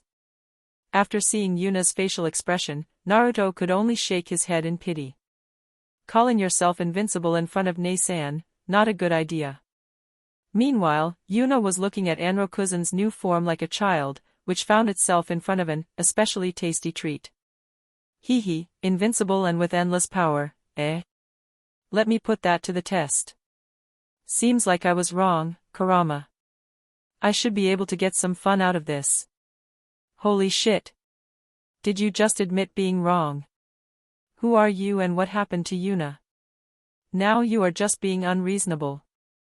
I'm sure that this wasn't the first time, maybe, possibly. You sure about that? No. Chapter 226, 3-Stage Boss Fight. Yuna vanished from where she stood and, in the next moment, smashed an ice-coated fist into the giant puppet that Anrokuzen had turned into. He smacked into a wall with a massive dent in his body where Yuna's fist previously landed and was immediately skewered by multiple icicles. Hee, that can't be all, can it? That can't even be counted as a full thrust. You can't satisfy me if you go limp this quickly. Hinata and Naruto face-bombed when they heard Yuna's words, while the other people were giving her weird looks. Did she just? Before Minato could finish his sentence, a wry smile appeared on Naruto's face, and he answered what Minato was about to ask. Yes, Nei-san tends to make sexual innuendos when she is fighting. At first, I thought she does it to agitate her opponents, so they get angry and mess up, but by now, I am pretty sure that she simply does it because she enjoys getting other people mad. Although this does have the side effect of people getting angry and making mistakes, it is not the primary goal. What happened to having unlimited power? You can't get it up anymore? Minato glanced at Yuna and wasn't sure what he was supposed to do with what he saw. A massive hammer entirely made out of ice had appeared in Yuna's hands, and she was repeatedly smacking it into Anrokuzen's body like she was a demolition worker. His body was constantly regenerating, but it was rather apparent that the regeneration was slowing down. Since everything seemed to be under control and Yuna appeared to be having fun, Minato decided not to bother her and decided to ask Naruto another question instead. I have been wondering about this for a while now, but why can she use ice style? Naruto shook his head when he heard Minato's question. I am not really sure myself. I once asked Haku, my girlfriend, who can use ice style as well, about Nei-san's ice, and she told me that Yuna's ice is fundamentally different from hers. Hinata nodded her head at Naruto's words and decided to provide a little more details. Indeed, Haku can use her ice due to her bloodline, but Yuna can use it due to her understanding of ice. While most people present had question marks over their heads when they heard Hinata's words, a thoughtful look appeared on Minato's face. Fundamentally different, understanding of ice, isn't that impossible? Maybe this is something only Yuna can do. Now that I think about it, wasn't there something else that should be impossible? Why didn't Hinata's water jutsu get absorbed completely when I first met her? Is it the same principle? Can I do something like that as well? While Minato was sinking into deep contemplation, Yuna was finished with Anrokuzen. His puppet body stopped regenerating and was turned into a mountain of broken puppet parts. Yuna wiped away the non-existent sweat on her forehead while a satisfied expression appeared on her face. Phew, that was a rather lovely session. He kept it up much longer than I expected him to. A wry smile appeared on everyone's faces when Yuna made yet another sexual innuendo, but before they could say anything about it, the floor started trembling. Boom! The mountain of smashed puppet parts was hit by a lightning strike that originated from the city's highest tower with a loud noise. Moments later, the pieces started melting, and just like previously, they flew into each other. However, this time, even the surrounding buildings began melting similarly, resulting in a genuinely gigantic mass of materials forming. Yuna licked her lips in excitement when she saw what was happening in front of her. She briefly glanced at Naruto and Hinata and their eyes met in the process. The trio nodded at each other, and moments later, they huddled together while their right hands moved. Hinata's hand formed a fist, but her index and middle finger were stretched out, resulting in it looking like a scissor. Naruto's hand did the same as Hinata's, but Yuna's hand was clenched into a fist. Pouts appeared on the faces of Hinata and Naruto, while Yuna did a fist pump. Hee, such a pity. While I have to stay back and play, cough. I mean, hold back this monstrous puppet, you have to protect the nearby people while sealing the ley line that powers the puppet. I'm so jealous. Hinata and Naruto both glared at Yuna but didn't comment on what she just said. Meanwhile, Minato had a worried expression on his face when he realized that Yuna wanted to fight such a dangerous enemy alone. Is that really fine? I know that you are powerful, but whatever will come out of that will be incredibly dangerous. A smirk appeared on Yuna's face when she heard Minato's worried words, and moments later, massive amounts of blue, red, and white chakra started flooding out of her, resulting in Minato's eyes widening in shock. The chakra turned into a cloak that engulfed Yuna and formed 5 chakra tails on her back. You're a Jinchuriki. Hee, yup. While everyone was shocked by that revelation, Naruto had a slightly different problem. F5 tails. How can you control that? I can't even control 4, you know. Yuna shrugged her shoulders at Naruto's words. You should spend some time talking with the grumpy fox. You will have to spend the rest of your life together with him, after all. What? He attacked Konoha. There is no way I want to talk to him, you know. If that is what you think, then there is nothing I can do about it, but never forget that a story always has more than one side. Before Naruto could ask more questions, Enrokuzan broke out of his form with a loud roar, revealing a gigantic centipede-like puppet with a human-like upper body on one end of its form. Ha, I told you I am invincible. Now you will suffer for what you did to me. Yuna smirked when she saw Enrokuzan's current form and pointed the index finger of her right hand at him. I wasn't expecting this boss fight to have 3 stages. Let's see if you can satisfy me with that huge long thing. Yuna heard multiple synchronized facepalms behind her but decided to ignore them. Chakra started rapidly gathering and condensing at the tip of her finger and formed a small black and blue sphere. Feeling the pressure the sphere was emitting, the surrounding people's faces paled, while Hinata and Naruto had excitement written all over their faces. Who wouldn't want to see something highly explosive shooting into a gigantic puppet? I suggest you prepare yourself. Things are about to get dangerous. Ice Style, Peerless Mini Bijadama of Eternal Ice.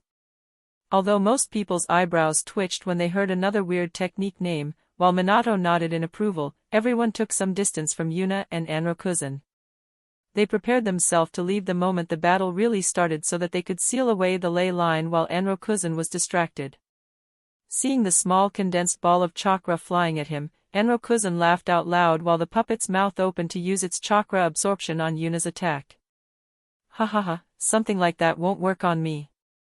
Yuna's technique entered the puppet's mouth without even a mote of chakra being absorbed from it and exploded inside the puppet. A huge explosion took place, and moments later, a massive snow and ice storm engulfed the whole puppet. The puppet's body was frozen while simultaneously being shredded to pieces by the rampaging fragments of ice. He actually tried to absorb my technique, huh? As if anything that involves my ice could be absorbed so easily. Since it exploded inside the puppet's body, the damage is much bigger than I anticipated it to be, but from what I have seen so far, I don't think this will be enough. Enrokuzan might have heard Yuna's words, as moments later, enormous amounts of chakra started flooding the puppet's body, resulting in it regenerating faster than the ice could damage it. A huge smile appeared on Yuna's face when she saw the puppet slowly stepping out of the rampaging snowstorm. Yup, this will be fun. Chapter 227, Teaching Manners. Naruto gaped when he saw the after effects of Yuna's technique. It was somewhat similar to his Raisin Shuriken, but much more extensive in scale. Instead of being pierced by thousands of tiny wind needles, her opponent was bombarded by hundreds of high-speed ice spikes. All in all, Naruto judged that the destructive power of the two jutsu was similar, with Yuna's being bigger in scale and his having more destructive power. The problem was that he needed 2 clones to create it, was required to use it in close combat, and even injured his hand by using it. On the other hand, Yuna made her attack casually with 1 finger and even shot it at her enemy while staying completely unharmed. There obviously was a massive gap in usability between the 2 jutsu. Could I do the same if I could control 5 tails? Truth be told, I don't think I could, but it would still increase my strength. The stronger I am, the easier it would be to protect the people close to me. Should I really try talking with the fox? How weird, although that is clearly my chakra, the color and feeling are somewhat off. I wonder why it is like that? Who said that? Wait, was that the damn fox? The people around Naruto were giving him weird looks when they heard his first question. After all, no one had spoken. After his second question, however, they looked at him with surprise. Oh? Did you hear what I just said, brat? Of course I heard you. And who are you calling a brat, damn fox? Seeing the current situation, Naruto pondered for a moment and started speaking. I think I know what is going on. Since Neisan has the Ein part of Kara, the Kyuubi's chakra, and you have, I presume, the Yang part, they are resonating with each other, resulting in the seal temporarily getting bridged. It's good that due to certain circumstances, the chakra of the Ein half inside Neisan changed, otherwise, you might actually lose control of the seal and go on a rampage. Although Naruto wasn't sure about the exact meaning of Ein half and Yang half, he nonetheless nodded his head in understanding. The Kurama inside Naruto, meanwhile, was utterly dumbfounded by what he just heard. That damn brat was about to use my real name. Who told him that? Did I do it? Impossible. The Kurama within Naruto, on the other hand, was slightly amused by what just happened. Oh my, what a coincidence. You almost let my real name slip at a moment where the other me would definitely hear it. Now he will wonder how you knew about it and will come to the realization that it was me who told you, easing him into the idea of getting closer to Naruto. I know, right? What a crazy coincidence. While Yuna was pelting Anrokuzan with ice projectiles, the rest of the group started moving towards the highest tower in the city to seal away the ley line and stop Anrokuzan. However, Anrokuzan realized that there was no point in fighting Yuna and that he should instead focus on the other group that was trying to seal away the ley line. So, without paying any attention to Yuna, he turned around, and his giant puppet body started following the previously departed group, despite still being shot at with ice projectiles. Yuna was, naturally, not happy about being ignored. What the hell, puppet freak? Come back here and face me like the ugly abomination you are. Get lost, you damn monster, I don't have time for you. Who are you calling a monster? Do you want me to create an ice mirror for you to take a look at your current form? Enrokuzan ignored Yuna's words and continued moving instead. Yuna scowled in annoyance, and moments later, a huge ice hammer formed in her hand. Very well, seems like I have to teach you some manners. Meanwhile, the other group was on their way down the tower. The tower was primarily hollow and only had one colossal pipe that went from the bottom of the tower to the top and stairs at the wall of the building. There was a lot of free space in the middle of the tower, which shinobi could use to travel down vertically. Still, on their way here, Queen Sarah insisted on taking a few civilians which she and Naruto previously freed, with her, so they couldn't use the shinobi solution and had to use the stairs instead. Apparently, there was a safe room somewhere, and Sarah wanted the civilians to hide in there. Although Minato wasn't happy about the additional burden, Konoha's shinobi have the image of not hurting civilians, and he would rather not be the one to destroy that image. Additionally, he wasn't sure whether leaving Yuna behind on her own was really a good idea. She might be a Jinchuriki, but that didn't mean that she was invincible. Naruto saw the distress in Minato's eyes and couldn't help but chuckle. You are worried about Nei-san, huh? Minato nodded his head and frowned a little when he saw how easygoing Naruto's attitude was. You aren't? What makes you think that she won't be overwhelmed by an enemy of that size and an endless supply of chakra? Hee, of course, I'm not worried. If the situation was actually dangerous, she would have never allowed Anrokuzan to transform in the first place. Nei-san enjoys fighting, but that doesn't mean that she would risk throwing her life away for a battle that isn't even important to her. Minato heard Naruto's words, and after contemplating them for a moment, nodded his head in acknowledgement. Although he was still a little worried about Yuna, Naruto's words did calm him down a little. Moments later, a loud explosion could be heard, followed by an angry scream and loud laughter. Before the group could understand the situation, Anrokuzen's giant puppet body came falling from above and sailed straight past the group. Most of Anrokuzen's legs were smashed apart, and his whole body was tied up in blue, ice-like chains. A young woman stood on his head with a giant hammer in her hand. 5 chains that were coiled around the puppet's body were coming out of her back, and she was repeatedly smacking the hammer into the face of the puppet. "Damn it, leave me alone, you damn monster. Ha ha ha, this will teach you not to ignore me, puppet freak." When Minato looked at him accusingly, Naruto couldn't help but feel a little awkward. ****, I guess I should have also mentioned that Nei-san once defeated the Sanbai in a one-on-one match, so something at Anrokuzen's level doesn't really amount to much for her. Chapter 228, Through Time and Space. Moments later, Anrokuzen's puppet body smashed into the ground while Yuna safely landed a few meters away from him. Well, wasn't that a nice civil discussion about proper manners? Anrokuzen stood up with a loud groan as the power of the ley line yet again repaired his puppet limbs. "Why, you damn monster. What the hell are you?" After hearing Anrokuzen's question, she chuckled and licked her lips like she just tasted something delicious. One of my favorite tastes. The fear of a once arrogant opponent. Delicious. Anrokuzen instinctively shrunk back when he saw Yuna's facial expression. He realized that he indeed felt fear just now, but moments later, his anger exploded. "Nonsense. I fear nothing. I am invincible." While Yuna chuckled in amusement due to Anrokuzen's delusions, the mouth of the puppet opened, and massive amounts of chakra started gathering in it. "Die, monster. Ley line, great dragon's fire breath."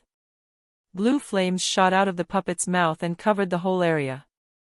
Yuna snorted in disdain when she heard the name of Anrokuzen's technique. "You call that a dragon breath? I would call it a lizard fart at best."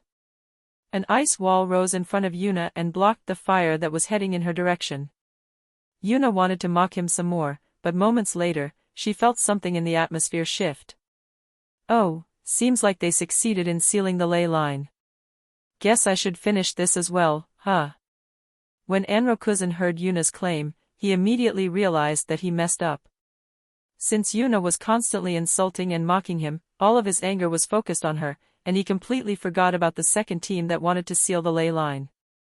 Now that his endless supply of chakra was gone, his confidence immediately crumbled into dust. No, this can't be. I am supposed to be invincible. How did this happen?" Yuna scoffed at Anrokuzen's words and lifted a huge ice sword that had just formed with both of her hands. "Because your arrogance and anger blinded you. You are not the first and indeed not the last person who will die due to that." He panicked, even more, when Yuna told him that he would die, but she slashed down her sword before he could do anything about it. Ice sword combination style, 1 slash begets 1,000 cuts. Yuna decided to finish this with a big move, and just like the first time she used this technique, a massive ice slash was created and flew at Anrokuzen. It was rapidly splitting apart and turned into a wall of thousands of tiny ice slashes that were heading for him. Unlike Obito, who was the first victim of this technique, Anrokuzen simply froze up in fear when he saw Yuna's deadly attack. Yuna's attack washed over Anrokuzen's gigantic puppet body and cut it into thousands of pieces. Now that he no longer had the ley line to sustain his form, this attack killed him instantly. Truth be told, Yuna believed that this technique would have killed him anyway, but she decided not to risk it since she wasn't entirely sure about that. After making sure that Anrokuzen was really dead, Yuna nodded her head in satisfaction and teleported to Hinata, who had one of Yuna's seals on her. In the middle of a vast hall stood an altar that served as the main access point to the ley line. Multiple people surrounded the altar, and one person was kneeling on top of it while stabbing a kunai into the altar. The man on the altar, Minato, sighed in relief when the sealing process ended without any complications. Good, now we just have to get rid of Anro-kun, and this mess should be over. Before he could finish speaking, Yuna appeared next to Hinata. Yo! I'm done. Minato was, naturally, startled by Yuna suddenly appearing but was even more surprised by her words. Done? What do you mean by, you are done? Well, just what I just said. I'm done with Anro-kun. When the ley lines stopped supporting him, I used a big move and turned him into confetti. See confetti? Yuna chuckled a little when she saw everybody's dumbfounded face and pointed at Naruto and the adult Kakashi. See, these two are already fading away. The reason they were here was the sealing formula that Anro-kun absorbed. Now that it is gone, they are no longer anchored in this timeline and are sent back to their own. Unfortunately, it won't be this easy for my group since we came here due to slightly different reasons. After seeing that Naruto and Kakashi were indeed fading away, Minato nodded in understanding, despite still being somewhat doubtful that Yuna managed to deal the finishing blow pretty much the moment the ley line was sealed. A short while later, everybody finished their goodbyes and Naruto and Kakashi had vanished entirely. Minato's gaze landed on Yuna as he started speaking. Well, what do you plan to do now? Guess I will start creating the seal that will return us to where we came from. Naruto, help me create this, please. Enne-san, I have no clue how time travel works. That's fine, I will be responsible for that part. Without saying another word, Yuna took out a huge scroll, unfolded it, and started drawing seals on it. Although Naruto was a little skeptical about whether he could really help with this, after watching Yuna for a short moment, his eyes shone in understanding, and he started working as well. Meanwhile, Minato could only watch in fascination at the duo working. He had reached a very high level in sealing, so he could, to some degree, understand what Yuna and Naruto were doing. Although the foundation of the seal was the Flying Thunder God seal, Yuna and Naruto were currently creating something with significantly more complexity. It was like creating a fourth-dimensional drawing on the foundation of a three-dimensional one. While Naruto was building the foundation, Yuna was responsible for adding another dimension, and about half an hour later, the duo created an incredibly intricate sealing arrangement. Impressive. That was the only word that left Minato's mouth when the two were done with their work. Yuna nodded in acknowledgement to Minato's praise, while Naruto had a happy smile on his face. Guess it is time for us to leave as well. After he heard Yuna's words, a tinge of regret briefly flashed through Minato's eyes. Most people probably wouldn't notice it, but Yuna wasn't most people. A smirk that sent shivers through Minato's spine appeared on Yuna's face as she started walking towards Minato. Now, no reason to hold back. 3 books appeared in Yuna's hands, which she quickly held out for Minato to grab. Here you go. I noticed you wanted some copies as well when I gave them to Kakashi. Yet another shiver of terror went through Minato as his eyes quickly landed on Kakashi, who was still completely immersed in the book he was holding. Considering everything that had happened so far, it was an impressive feat, and Minato sighed in relief that Kakashi was still distracted. With minuscule movement, he grabbed the 3 books and made them disappear instantly. He glanced at the other 2 people in his team and received 2 small nods. A small smile graced Minato's face before quickly disappearing again. Cough as expected of my daughter. Minato noticed that Hinata and Naruto's gazes became a little colder when he accepted Yuna's gift, but there was nothing he could do about that anyway, so he didn't bother to begin with. Moments later, the goodbyes were done, and the trio stepped onto the freshly created seal. The seal started glowing, and just before the light completely engulfed the trio, a slight smirk appeared on Yuna's face that gave Minato a rather bad feeling. Hee, I hope you 4 like strawberries. Minato tilted his head in confusion when he heard Yuna's remark. What do you Splat x4. 4 cakes smacked into the faces of Minato and his teammates. Minato had no idea what just happened, but considering the laughter he heard coming from the trio, he didn't think that this was the first time Yuna did something like that. Meanwhile, Kakashi and Naruto were carefully climbing out of the ruins of Lauren, and moments later, Sakura and Sai came running towards them. Kakashi-sensei, Naruto, what happened to you two? Kakashi couldn't help but chuckle a little when he heard Sakura's question. A lot happened, but we can discuss that later. For now, I have something important to do. Without giving Sakura a chance to ask more questions, a small book appeared in Kakashi's hand, and he started reading. Although Sakura noticed that Kakashi seemed to have acquired a new book somehow, she still clenched her fist in anger when Kakashi blatantly started reading his porn in front of her. She was just about to lash out at Kakashi when the book started glowing. Well, that can't be go. Splat x4. Before Kakashi could finish his statement, 4 cakes appeared out of nowhere and hit Kakashi, Naruto, Sakura, and Sai in the face. After wiping the cake out of his face and confirming that his book is undamaged, Kakashi shook his head in disbelief. He couldn't even begin to fathom how Yuna pulled this stunt off. Chapter 229, Niji Hyuga. The next Chunin exams were right around the corner, and Team 9 was currently walking towards the Uzumaki compound for some sparring matches. If the exams were to be held in Konoha, the teams wouldn't want to reveal their techniques to each other. Since this time's exams were held in the Land of Wind, however, Konoha's teams were supposed to present a united front, so they at least had to know each other's combat styles before the exams started. While Lee and Guy had excitement written all over their faces, Tenten had a neutral smile on her face. Niji was naturally part of this group as well, but his face showed that he had no idea how to deal with the current situation. Or, to be more precise, he had no idea how to face Hinata. Niji was not stupid. Arrogant and misguided? Yes. Stupid? No. After his beatdown by Hinata, he spent a lot of time thinking about the current situation of the Hyuga clan.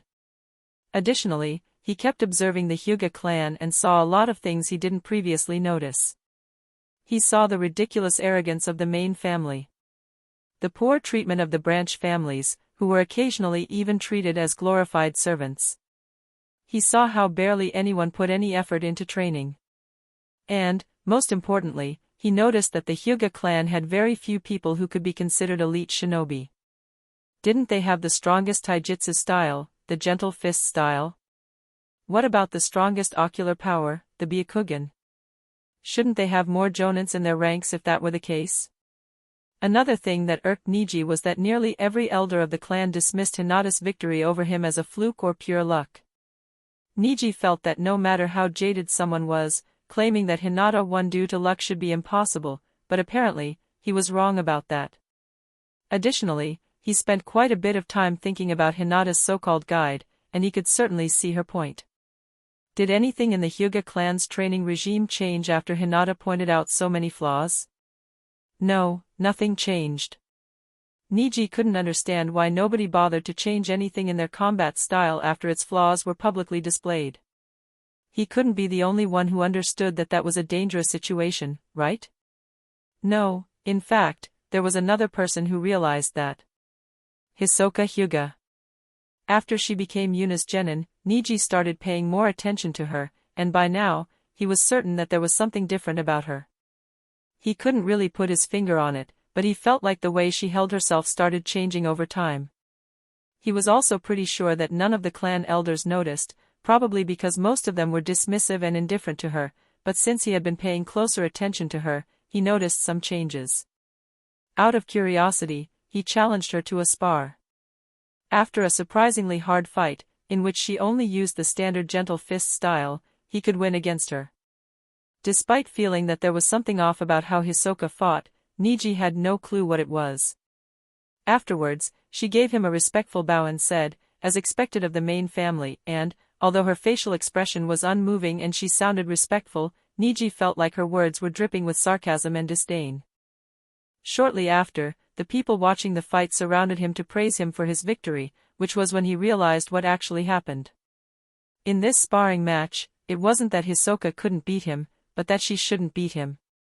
Without thinking about it too deeply, Niji challenged her in a public place, which resulted in a lot of spectators. Some random branch member obviously shouldn't defeat the heir of the main family publicly. This was when Niji realized that she was very likely holding back her strength, while he also realized that the words, as expected of the main family, were very likely followed by something along the lines of, "They are unwilling to have a fair match," in Hisoka's head. Niji felt like he wronged her with that fight, but since Hisoka would be participating in the Chunin exams as well, he would have a chance to have a proper battle with her today, where she wouldn't have to hold back. Unlike his inevitably awkward meeting with Hinata, he was looking forward to fighting Hisoka. A few minutes of walking later, Team 9 reached the Uzumaki compound. Unlike the Hyuga compound, which felt dignified and oppressive, the colorful Uzumaki compound felt inviting and radiated friendliness. There was a constant trickle of civilians and shinobi alike who went in and out of the Uzumaki clan. Like most Hyuga, Niji had few chances to explore the village, so this was actually the first time he saw the Uzumaki compound. He couldn't help but be dumbfounded when he saw the heavy traffic at the entrance of the Uzumaki clan. Usually, clans want as few outsiders as possible inside their compound, but that didn't seem to apply to the Uzumaki clan. How in the world do they ensure that no spies sneak in? From what I can see, the gate guards are barely stopping any people. There is no way they can identify all the people that are going in unchecked by their faces alone. Seeing the confusion on Niji's face, Guy chuckled a little and started speaking. "Hehe, I assume you're wondering how the Uzumaki clan managed to keep their security in check, huh?" Although Niji felt a little annoyed that he allowed his thoughts to appear on his face, which a Hyuga shouldn't do, he still nodded his head in confirmation. Guy pulled out a small red token and showed it to Niji. That is because the Uzumaki clan has a compound-spanning, seal-based security system. They hand out these tokens, and the token's color shows which areas inside the compound you have access to. If you go somewhere inside the compound where you aren't supposed to go, the token will warn you first, and if you don't comply, the compound security system will activate and capture you.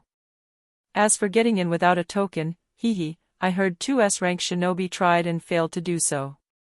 Niji was shocked when he heard Guy's explanation about how the Uzumaki's security system worked. Not only was that security system incredibly useful to keep spies out, it significantly reduced the necessary amount of guards as well. When he heard that it was strong enough to repel 2 S-rank shinobi, however, he felt like he was hit by lightning. After all, the Hyuga clan currently didn't even have a single S-rank shinobi. That meant that even if the whole Hyuga clan mobilized and came here to attack the Uzumaki compound, they probably wouldn't even manage to crack open the security system.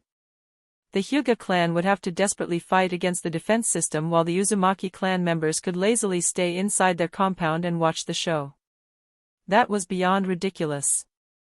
Only now did Niji realize how outrageous the story about the destruction of the Uzumaki clan in the previous war truly was. It took the power of 3 great villages and catastrophic losses to take out a single clan. Could today's Hyuga clan endure the assault of even a single great village? He very much doubted that. Moments later, one of the guards in front of the gate approached the group with a friendly smile on his face. "Welcome to the Uzumaki compound. Are you here to re-challenge Unisama, Lee?" A fire ignited in Lee's eyes before quickly being extinguished. "Actually, we are here to prepare for the Chunin exams, so I don't think I will get a chance to fight Yuna today." "Huh, too bad then, but knowing Unisama's personality, won't she squeeze in a match against you anyway?" The fire in Lee's eyes reignited when he heard that while he eagerly nodded his head. "Yosh, my flames of youth will burn especially bright today. Ha ha ha, as energetic as ever, aren't we? Anyway, please enter, and I hope you enjoy your time in the Uzumaki compound." As the guard finished speaking, he tossed a small token towards Niji, which he quickly caught. Although he had seen Guy's token, he wasn't sure what he was supposed to do with it. Before he could ask, Guy answered his question. "Just put some chakra into it, and it will change color while being bound to you." Niji nodded his head and did as he was told, and moments later, the token turned blue, which surprised the other 3 people in Niji's team. "Oh? I wasn't expecting it to turn blue. Considering what happened previously, I wasn't expecting the 3rd highest level to pop out. It's the same I got when I first came here."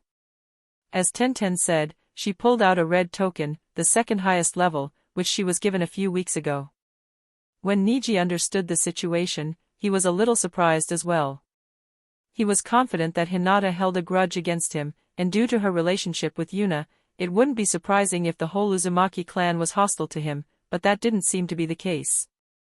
The group entered the compound, and Niji could only shake his head in pity at what he saw. Friendly smiles, a good mood, and a feeling of prosperity could be felt wherever he looked. The pity he felt was towards the Hyuga clan, whose atmosphere was the exact opposite of the Uzumaki clan's. It was a cold, dreary, and oppressive atmosphere. A few minutes of walking later, they reached a massive training ground that caused Niji to gape in surprise. For some reason, this training ground felt more extensive than the whole Hyuga compound, which, considering the total size of the previous Senju compound, should be impossible. This kind of training ground should not fit inside the walls of the Uzumaki compound. Yet again, Guy chuckled at Niji's expression, and yet again, Niji scowled at showing an expression on his face. Today, his trademark, Hyuga stoic face, was seriously put to the test. Don't ask me how exactly this works, but the Uzumaki clan used seals to expand the space of this training ground to make it bigger. Guess it is a little like storage scrolls but on a much grander scale. Yet again, Niji's chin hit the ground. Wouldn't that mean that the Uzumaki compound is significantly bigger than it looks? How many of these space-expanding seals do they have in their compound? No, even more important, what is the original size of this training ground? While Niji was trying to wrap his head around all the ridiculous things he has seen so far, Team 9 reached their destination, the middle of the training ground where Yuna, her team, and a few other people were already waiting for them. The moment Niji saw Yuna, he couldn't help but shiver a little. She was 1 year younger than him, and despite that, she was already renowned throughout the shinobi world as the S-rank shinobi, Bijou killer. Previously, he was happy whenever someone praised him as a genius. But, after hearing about what Yuna had achieved so far, it felt like someone was slapping him in the face every time they called him a genius nowadays.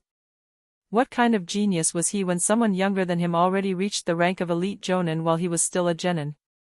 Author note.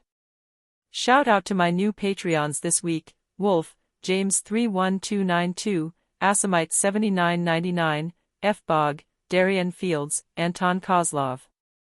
So, as some of you might have noticed, these Chunin exams appeared in the Naruto anime as well, so I decided to give them a rewatch. After finding the correct episodes, I realized that the creators of Naruto Shippuden are the actual devil. Creator 1, so, we are currently having the final battle, and Naruto and Sasuke are on the verge of dying. Do you know what would fit really well right now? Creator 2, no? Creator 1, a 20 episode flashback/filler of some random Chunin exam. Creator 2, genius. Chapter 230, a minor oversight. A few more months passed, and Yuna was currently standing on one of the Uzumaki clan's training grounds and was waiting for everyone to arrive. It was time for the Chunin exams and Yuna, naturally, signed her team up for it. Although it couldn't be guaranteed that all 3 of them would pass, all 3 of them at least had the necessary strength to succeed. This time, the exams were a joint exercise between Konohagakure and Sunagakure, so the first part of the exams would be held in Konoha, while the second would be held in Suna.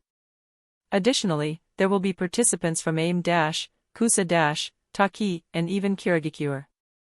Although Kiri just went through a civil war, since they barely had any losses and started an alliance with Konoha directly after, they decided to send in a team symbolically. Honestly, Yuna pitied the team from Kiri a little. Their village's specialty is water style, and the second round will literally be held inside a desert. Either May sent a team she wanted to get rid of or a team with a unique specialization. A little later, the first team arrived. It was Kurenai and her 3 genin, Choji, Shino, and Kiba. Since Hinata, Ino, and Shikamaru are no longer genin, Choji will join Kurenai's team to make it a 3-person squad again. When Kurenai arrived, she was about to bow towards Yuna, but Yuna quickly lifted her hand to stop her action. Please don't bother with formalities and just call me Yuna, Kurenai. Kurenai sighed in relief when she heard Yuna's words. As the head of a huge clan and an elite jonin, Yuna had a significantly higher position than Kurenai, so using polite speech wouldn't be weird. Despite that, Kurenai felt rather uncomfortable referring someone at the same age as her genin respectfully. She was more than happy that Yuna was okay with using casual speech. Alright, Yuna. I'm looking forward to working with you. Yuna nodded in acknowledgement and put her focus on the other group that just arrived. Seems like Guy's team just arrived, as well. I wonder how he will react to not being the first team to ARR. Damn. We weren't first. As punishment, I will run 1,000 rounds around the training ground on my hands. Yeah, as expected. Kurenai couldn't help but chuckle when she saw that Yuna had already gotten used to Guy's antics. Meanwhile, Yuna was eyeing Niji with some interest. Hisoka told her that Niji would redeem himself in the timeline she knew, but since the circumstances were a little different this time, Yuna wondered if it would happen anyway. Although she wasn't sure if Niji's attitude completely changed, she at least noticed that he was holding himself differently now. He let go of most of his arrogance, and he doesn't appear to be hostile to the Uzumaki clan either. Although I am not sure what he went through over the last year, it certainly is an improvement. Yuna also noticed the battle intent Lee was directing at her and couldn't help but smirk a little. Lee has been visiting the Uzumaki compound rather frequently and has fought dozens of sparring matches not only against Yuna but Hinata and Naruto as well. Strictly speaking, today they weren't supposed to have a match, but since he is here anyway, Yuna decided that she might as well have a little fun and fight Lee again. Yuna never really spent much time with other genin teams, so she noticed a rather interesting phenomenon right now. I see, as more and more teams trickled in, the Jonin and Genin start to mingle with people of their respective ranks. While the Jonin have a relatively relaxed atmosphere between each other, the Genin are highly competitive. I guess since Jonin is the end of the road for almost everyone, there really isn't much of a point in continuing to compete with each other. The Genin, on the other hand, are still at the start of their road. Although Genin are officially considered full-fledged shinobi, I honestly wouldn't call someone who has stuff like painting a wall in their mission roster a proper shinobi. I'm pretty sure that I am not the only one who thinks like that either. While Yuna was idly watching the situation, she noticed that Niji was approaching Hisoka. Apparently, he wanted to have a proper sparring match against her where she could use her full strength without holding back, even if it meant that Niji would lose. After Hisoka heard Niji's request, she let her eyes wander towards Yuna, and after receiving a nod, she quickly accepted Niji's challenge. A few minutes later, all participants and their respective Jonin were present. A total of 72 Konoha Genin will be participating in this time's Chunin exams. Yuna honestly saw no point in sending in this much fodder. Still, since this was a joint exercise, most people probably figured out that the risk will be lower than usual, which would be an incorrect assumption. Additionally, Yuna noticed that a total of 5 members of the Uzumaki clan were participating as well, which she deemed to be an acceptable number. Yuna jumped slightly away from the gathering of shinobi, and as soon as she landed, an ice stage rose from under her feet, elevating her above everybody else. She flared her chakra and noticed, with some dissatisfaction, that some genin actually flinched when her chakra washed over them. If it was her who decided who was allowed to participate, she would kick those people out right now. Instead of that, she glared at the Jonin who were responsible for those teams, resulting in them awkwardly averting their eyes from Yuna. After making sure that everyone's eyes were on her, she nodded her head and started speaking.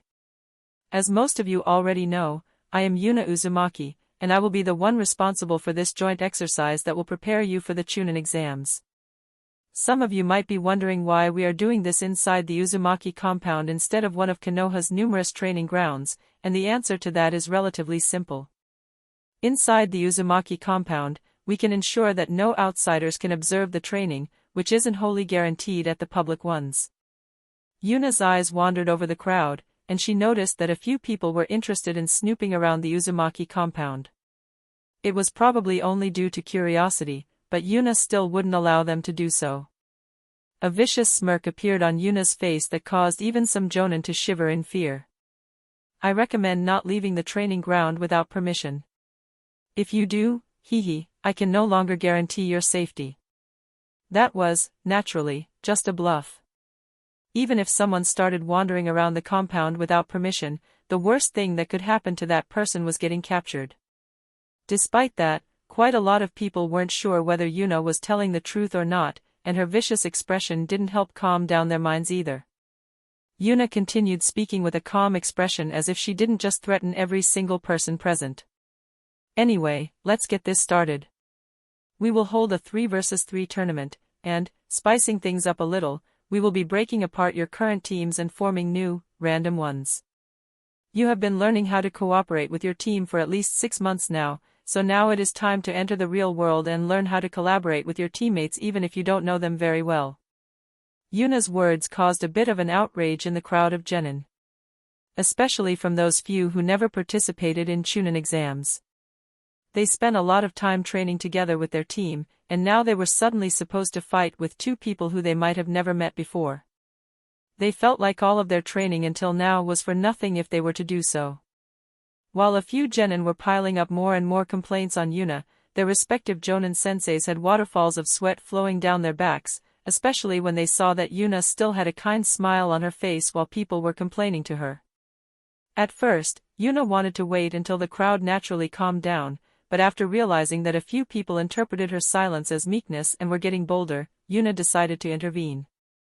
Yuna flared her chakra far more intensely than she previously did without any further warning, causing quite a few people to choke on their words. Do you think the Chunin exams are just another academy test? Do you believe that you will get a slap on the wrist if you fail and be told to do better next time? Yuna increased the pressure some more, while the previous vicious smile returned to her face. Hee, if I were one of the proctors, then every single person who kept complaining just now would have instantly failed the exams together with their team. If you think that is unreasonable, you are free to ask your Jonin sensei if others would do the same. The Chunin exams are not about passing a test, they are about showing those that are watching that you are worthy of becoming a Chunin. Depending on your performance, you can become a Chunin despite failing the first test, while it is also possible to stay a genin despite passing every test. Although the crowd was rather shocked by Yuna's statement, after receiving a confirming nod from their respective jonin, they all accepted Yuna's words. Yuna was pretty sure that about half of them would forget her words before the day is over, but there was nothing she could do about that. She was just about to finish her speech when she decided to create a little incentive for everyone to take this seriously. Oh right, I almost forgot. Humans tend to work harder when working towards a goal, so let me give you a little incentive to try your best in this little tournament. I will grant each of the individuals in the winning team one reasonable wish. Before an uproar could start due to Yuna's words, massive amounts of battle intent started flooding the training ground, making even most of the jonin flinch. Everyone instinctively stepped away from the source, and moments later, a young woman with long, red hair and glasses was revealed. She was drooling while her whole face was blushing, but despite that, her eyes shone with insane amounts of greed and determination. Although she was only murmuring to herself, those that stood close to her could still hear a few words she said.